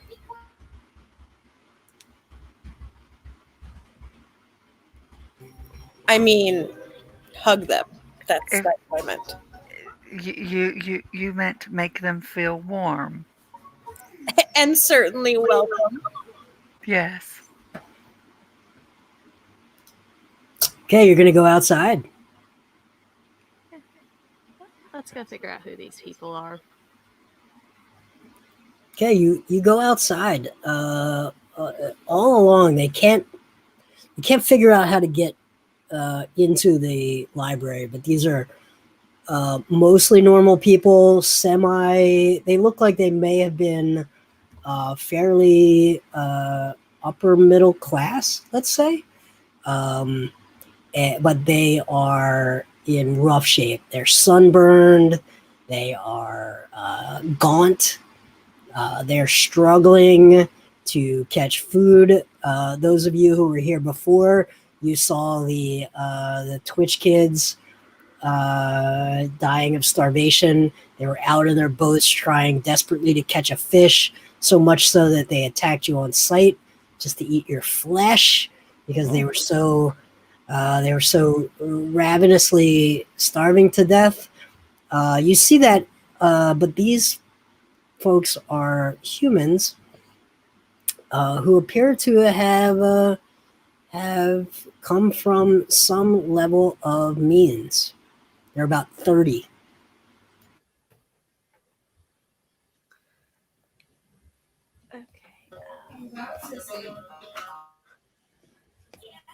These people need my help. Hello there. I'll call out to them in common, Mr. World. Where did you come from?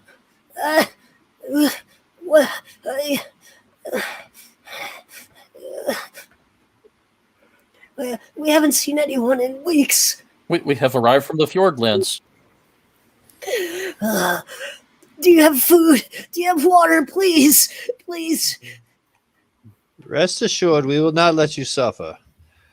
I am Handuk, chosen of the Star God, who provides the very energy of the universe itself.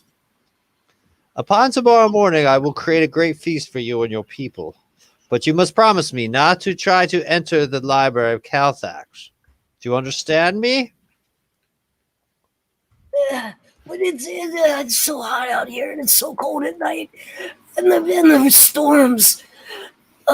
We have to get inside. Please help us get inside. That will not be happening. But we have to. There has to be food in there. There has to be. There's nothing but death in there. Now you listen to me. I've traveled this world. I've seen death in every corner, and you are in the safest place perhaps in the entire realm. You listen to me. Tomorrow morning, I will make you a feast.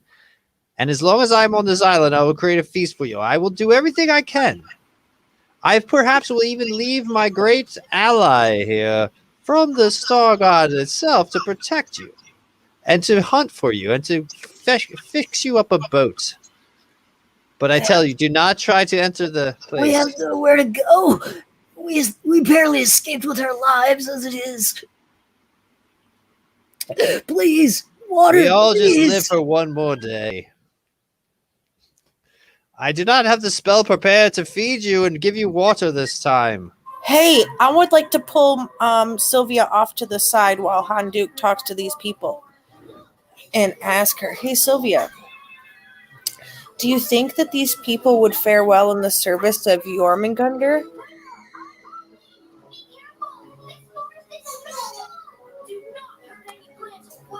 It would be better than where they are now. Well, I could teleport them back to the lighthouse and take them to Jormungandr and then they won't have to worry about starving and not having food.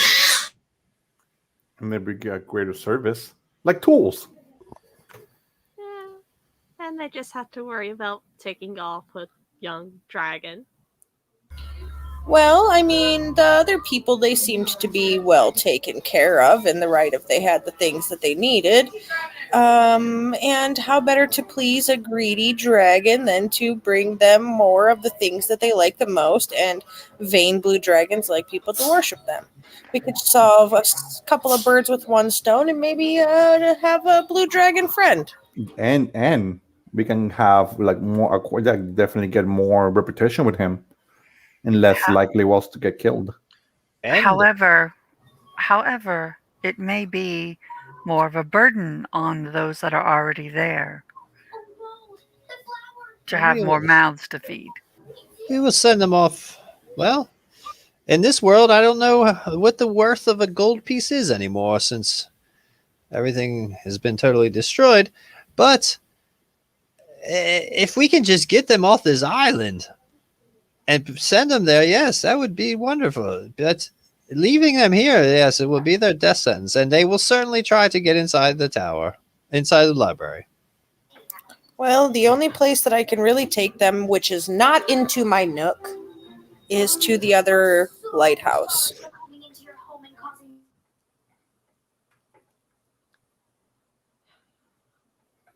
When I look at these sad people, it reminds me of the old matrions that used to live in Benalia. If only the food problem in Kindermund wasn't already as struggly as it is. Wait, what did you just say? You, old man, what did you just say? I said you remind me of the matrions that once were in Benalia. That's where they came from. That's where they came from. You know nothing. Zombies. Death. We barely escaped. That's We'll never go back. that's something to listen to. Okay. It might be why they're here.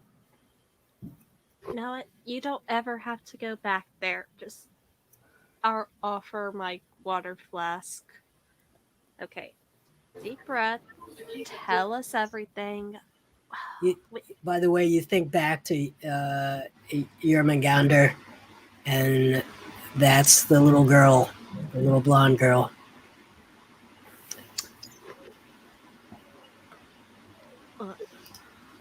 You're saying little blonde girl, but she's a freaking blue dragon. Well, she's a little blonde girl as far as she thinks that we know. Look, I've got some rations in my bag that I'll kind of share with amongst these people as well, Mr. World. Yeah, I'll share half of my rations too. Mr. World, is this an area that someone with scavenging skill be able to scavenge food up as well? For some, you could definitely catch fish. Okay. The fresh water is going to be a bigger problem here. Right. I have being an outlander, I have the ability to feed more with survival than normal. Yeah, you have about 30 people here. Okay, I'll go and do that to help supplement.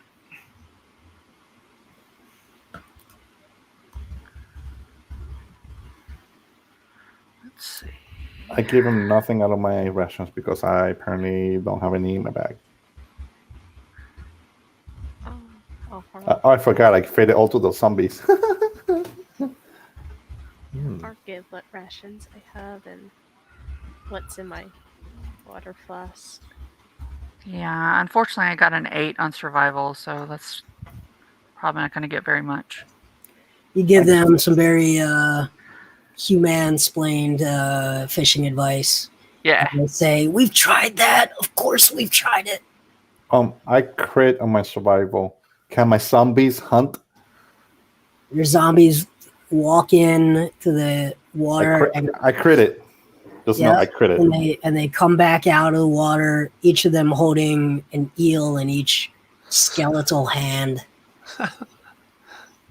My boys, you have done so well. You have greatly made Papa happy. Mr. Good World, children.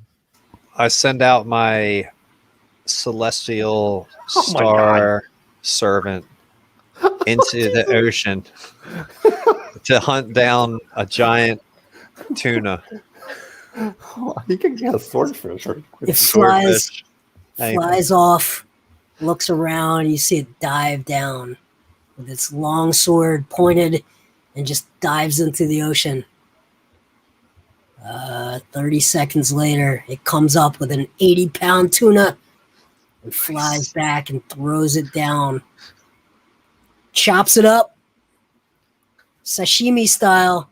Oh, Eats. damn. It's the best thing they've ever had.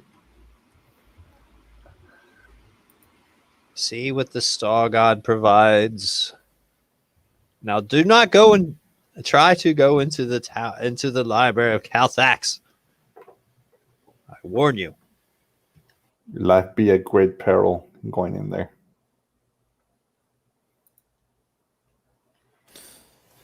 Okay. So Elion directs Bryden to start cooking up the fish using his cook's tools that he is actually proficient with. My unseen servant keeps helping. Just food keeps flying left and right.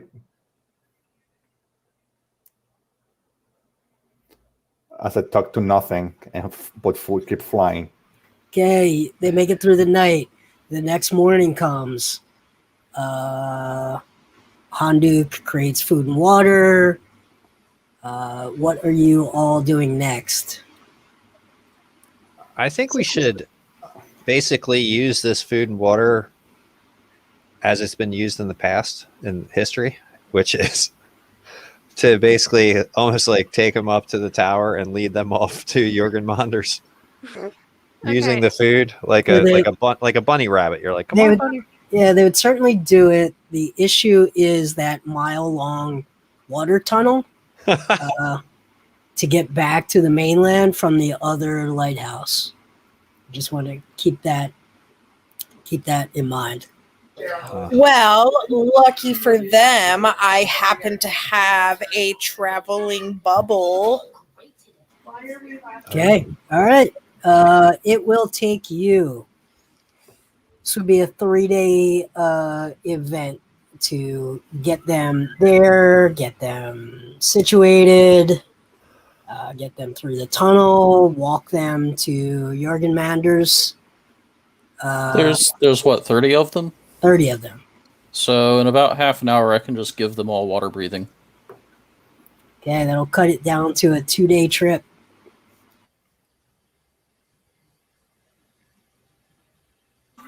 Two days to do a little good when we've done a lot of questionable, I think is acceptable. Yes, it makes me feel quite good, and the star god approves. Okay. Yes, and Handuk, I like to see you happy and feeling well. This makes me feel very good about the universe. Before we get there, I do want to warn them what they're getting into. I think we owe them that much at least. We should make sure they have some nice blankets. All right, you get back to Jorgenmander's area, and her small little band is very confused, very nervous. They don't know what's going on. They don't know how she's going to feel about it. All of them wait to find out what she has to say. And she steps forward and says,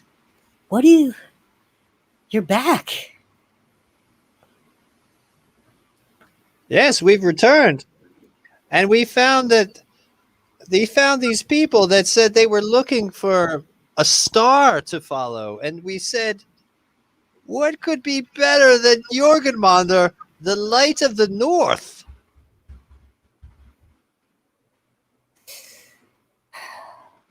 This is so many people. There's so many. but the more they will praise you. Yes, the more eyes upon you that just watch your every move. Yes. Because I'm amazing. Yes, you are. You go, girlfriend. Yes, I will take you all. I will. Yes, you may all stay with us. Start building shelters. It's going to be cold tonight. Go on, start. She looks back at you. All right. So welcome back. Did you find what you were looking for? We did not. That's a shame. Yes. If I had gone, I would have definitely found it for sure. But it's okay. Failure is part of a human's life, obviously. So I'm sure you'll do just fine another time. Just keep trying. Yes, we will go try again, but first we had to bring these people to you. Yeah, I think they'll be fine. We'll get them to work, and I'll show them some things.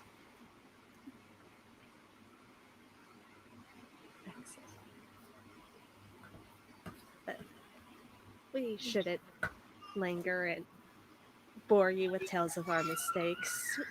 And so where are you going next?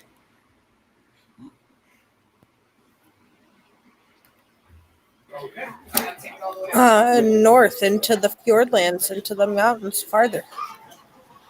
What are you doing there? Adventuring. I don't. What does that mean? That's very vague. Yeah, it's just a very vague trip. We're just looking around and trying to find new things, new adventures, things we haven't done before. Fame and fortune. I'm mostly just looking for inspiration. Looking to create more friends. And who knows? Since we All didn't find right, she's gonna do an insight check. I'm not lying. further. That's some more words, continuous words. Okay. All right, let's see what we have here.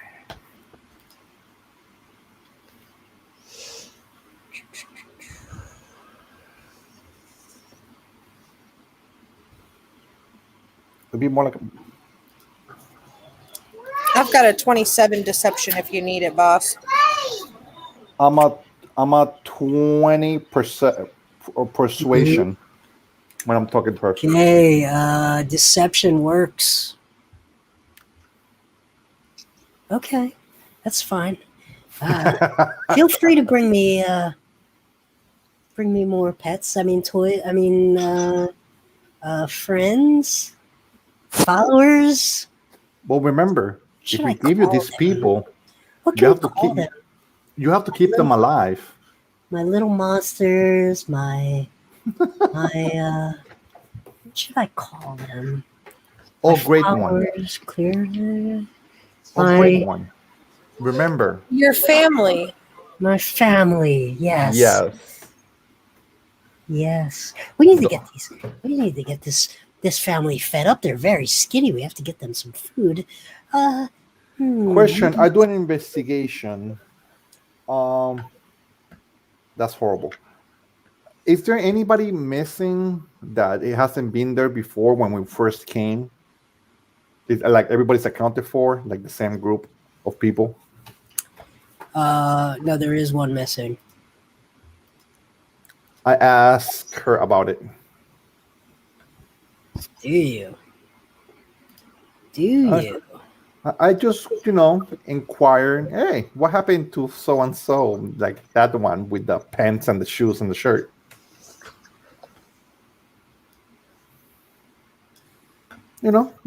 Making chit chat. And if she's offended by that question, I will back off, intimately bow. Oh. If her.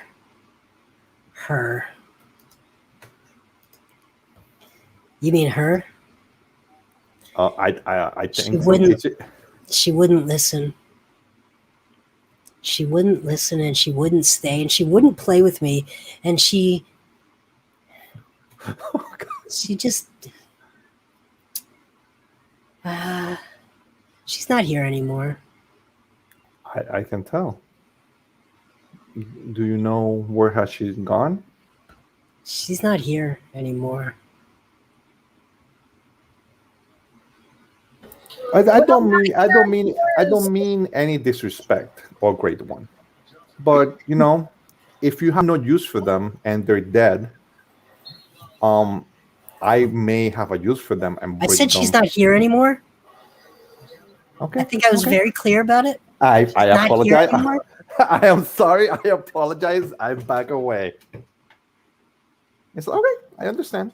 Yeah, I think that's enough of us bothering you for today. We're glad that we could bring you some more friends, and we'll see you next time. Yes. Yep, Ren through this whole thing keeps her mouth very shut. As does Elian, though he is frantically looking around for the glue. For this glue dragon. Ooh. That was a close one. Well, I'm sorry. What are you looking around for? All the glue, because my companions keep on talking about how this is a glue dragon. Yeah, it's a glue dragon. Yeah, obviously. Okay, that was funny. Yeah, that was interesting. Run away! Run away! Come along, time Yeah, to go. Slowly smiling and backing up and nodding my head. Wave and nod. As I wave, my force covers wave simultaneously. I am hurting you all away. Let's go. Slowly backing away. And I move, and as I get hurtled away, I move like a sheep. Okay. You walk north. So where are you going? Yeah, good question. Well, let me say this. This list of dragons and the weapons that can be used to destroy them is an interesting idea if we have to get the artifact from a particular dragon for the Tinkerer. I think these dragons eventually they should be disposed of. I think it's always for the greater good. It may be unnecessary to accomplish our main objective. But who has the list of the artifacts that the Tinkerer requires? I do. Now, Tick, I believe that we were talking about the Silver Dragon possessed something that we needed. Yes. It does. One moment, and I'll flip through my notebook and find it. The Hammer of Retribution, the Cleric's Hammer +5, able to do fine crafting in the hands of an artisan, found with the Silver Dragon in the Fjordlands. Yes, right here it is. That could be a good mission to go to. Now, I have a second question. Do you think that we should try to acquire the rapier of Silver Dragon killing? No, is it worth it? No. Because listen, remember, metallic dragons are generally more friendly and lean towards the air of good nature, as opposed to chromatic dragons, which we've had to tiptoe around very, very, very meticulously, more often than clearly we would enjoy doing. But maybe we can become friends with the Silver Dragon and use to our advantage, similar to Kolo and Shaba. Yes, we just don't mention the Tontine. And maybe they'll give us a ride if we become good enough friends, because how cool would it be to see the world from the back of a dragon? Just saying, Handu. That would be fascinating. Terrifying. Oh, thrilling, I would say. I mean, if it turned upside down, you would just fall off. Yeah, me like ground. I don't know. Flying There's is a no-no. You just have to grip with your feet correctly. It's fine. something about the idea just sounds exciting and freeing. I personally am intrigued to see how this dragon smelts silver. They say Eat the it. weapon has a pint of his blood forged into it. If our meeting does not go so well with the dragon, perhaps we should find the sword. Rapier, pardon me. Ren will look at Elion very confused about silver smelting. Handuk. Handuk, Yes. make an insight check. Oh, insight. +8. 25. 25. Okay. You remember the names of the second sons of the 5 families. Do you wish to tell people the names? Okay. Yeah, I have them here. Ready? Harbor Sorn.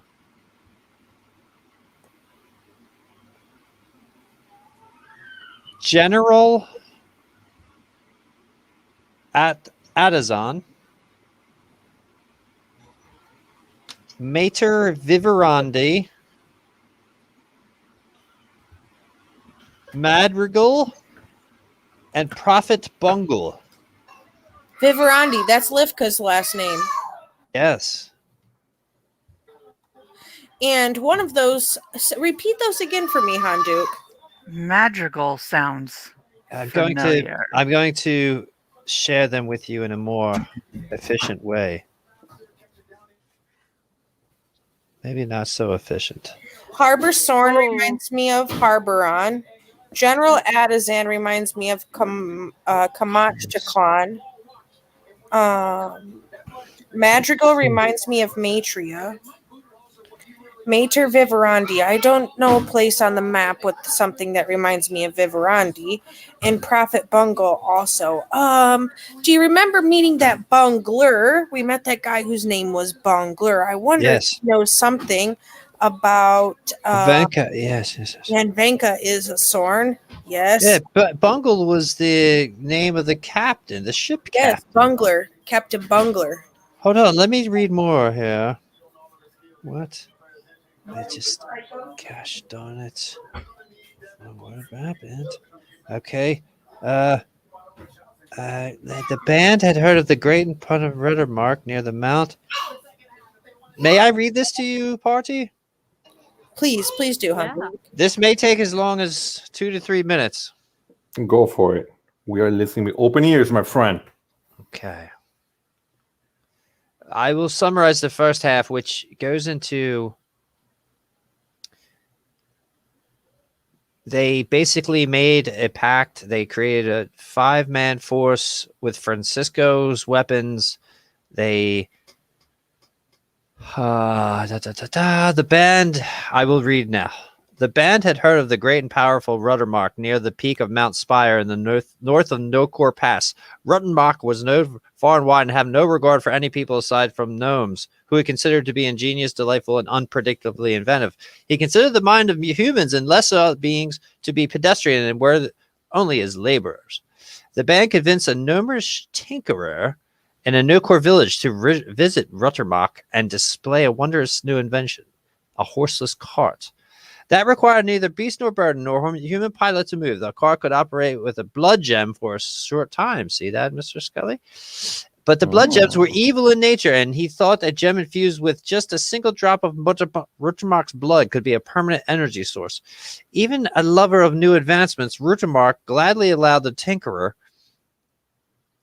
ever a lover of new advancement, Ruddermark gladly allowed the tinkerer to take a pin and prick his earlobe and take a single drop of blood and head from the pin. The tinkerer in turn in return for delivering the pin, was murdered the next night, and the killer was never captured. Oh, fortunate. Platina Lex, the Lord God of law and good, resides atop the mountain of the endless horizon within the astral plane. The band visited them aboard a Gith ship. At that time, the Githyanki, Gizali, and Anahalzali lived in peace and balance, all in worship to their god who walked among them. No one knows what happens, but the band never returned from that trip. But Mercurio was visited by the Githrazi with a final drop of blood of Paladine. The Githrazi informed Mirako about the astral plane was now at war, and his people were calling cousin hunters because they are killing the Githyanki. Mercurio spent the rest of his life creating these 5 weapons, one for each family. After the final hammer of the great sword, he died. A note to his son read, "My son Papillon, it is your duty to present these weapons of immense power to the second sons of the great families, their brothers, and have their lives to make this life's work possible. Please tell them to use these to stand up to the fearsome dragons with cunning, intelligence, command, power, and efficiency, and implore them to take back the land and let it be ruled by men and not beasts.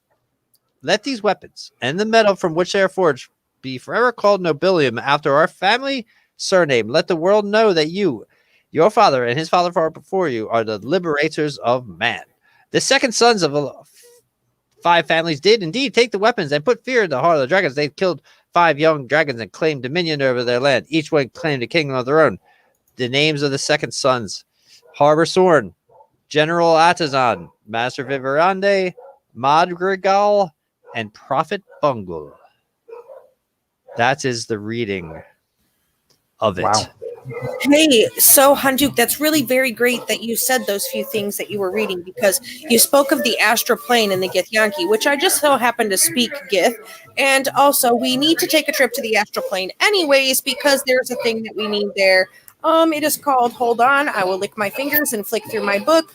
Flick, flick, flick. Oh, the Well of Many Worlds is located in the astral plane, and it's on the list of things that we need for the Tinkerer to build a Chrononometron anyway. Ooh. Perhaps we could, yes. So we should definitely pick a direction that we may continue upon. Well, we're already in the So do we continue to the Fjordlands? We're already here in the Fjordlands. We might as well speak with the silver dragon. Oh, you're wanting to go to get the thing to kill the silver dragon. Well, this is a very tough decision. Maybe we should make camp and decide as we sit around the campfire. Yes, this is a wise decision. I think this is much more thought than just a split-second decision. Mm-hmm. I will meditate it upon this with the Star God. Yes, maybe you can ask the Star God for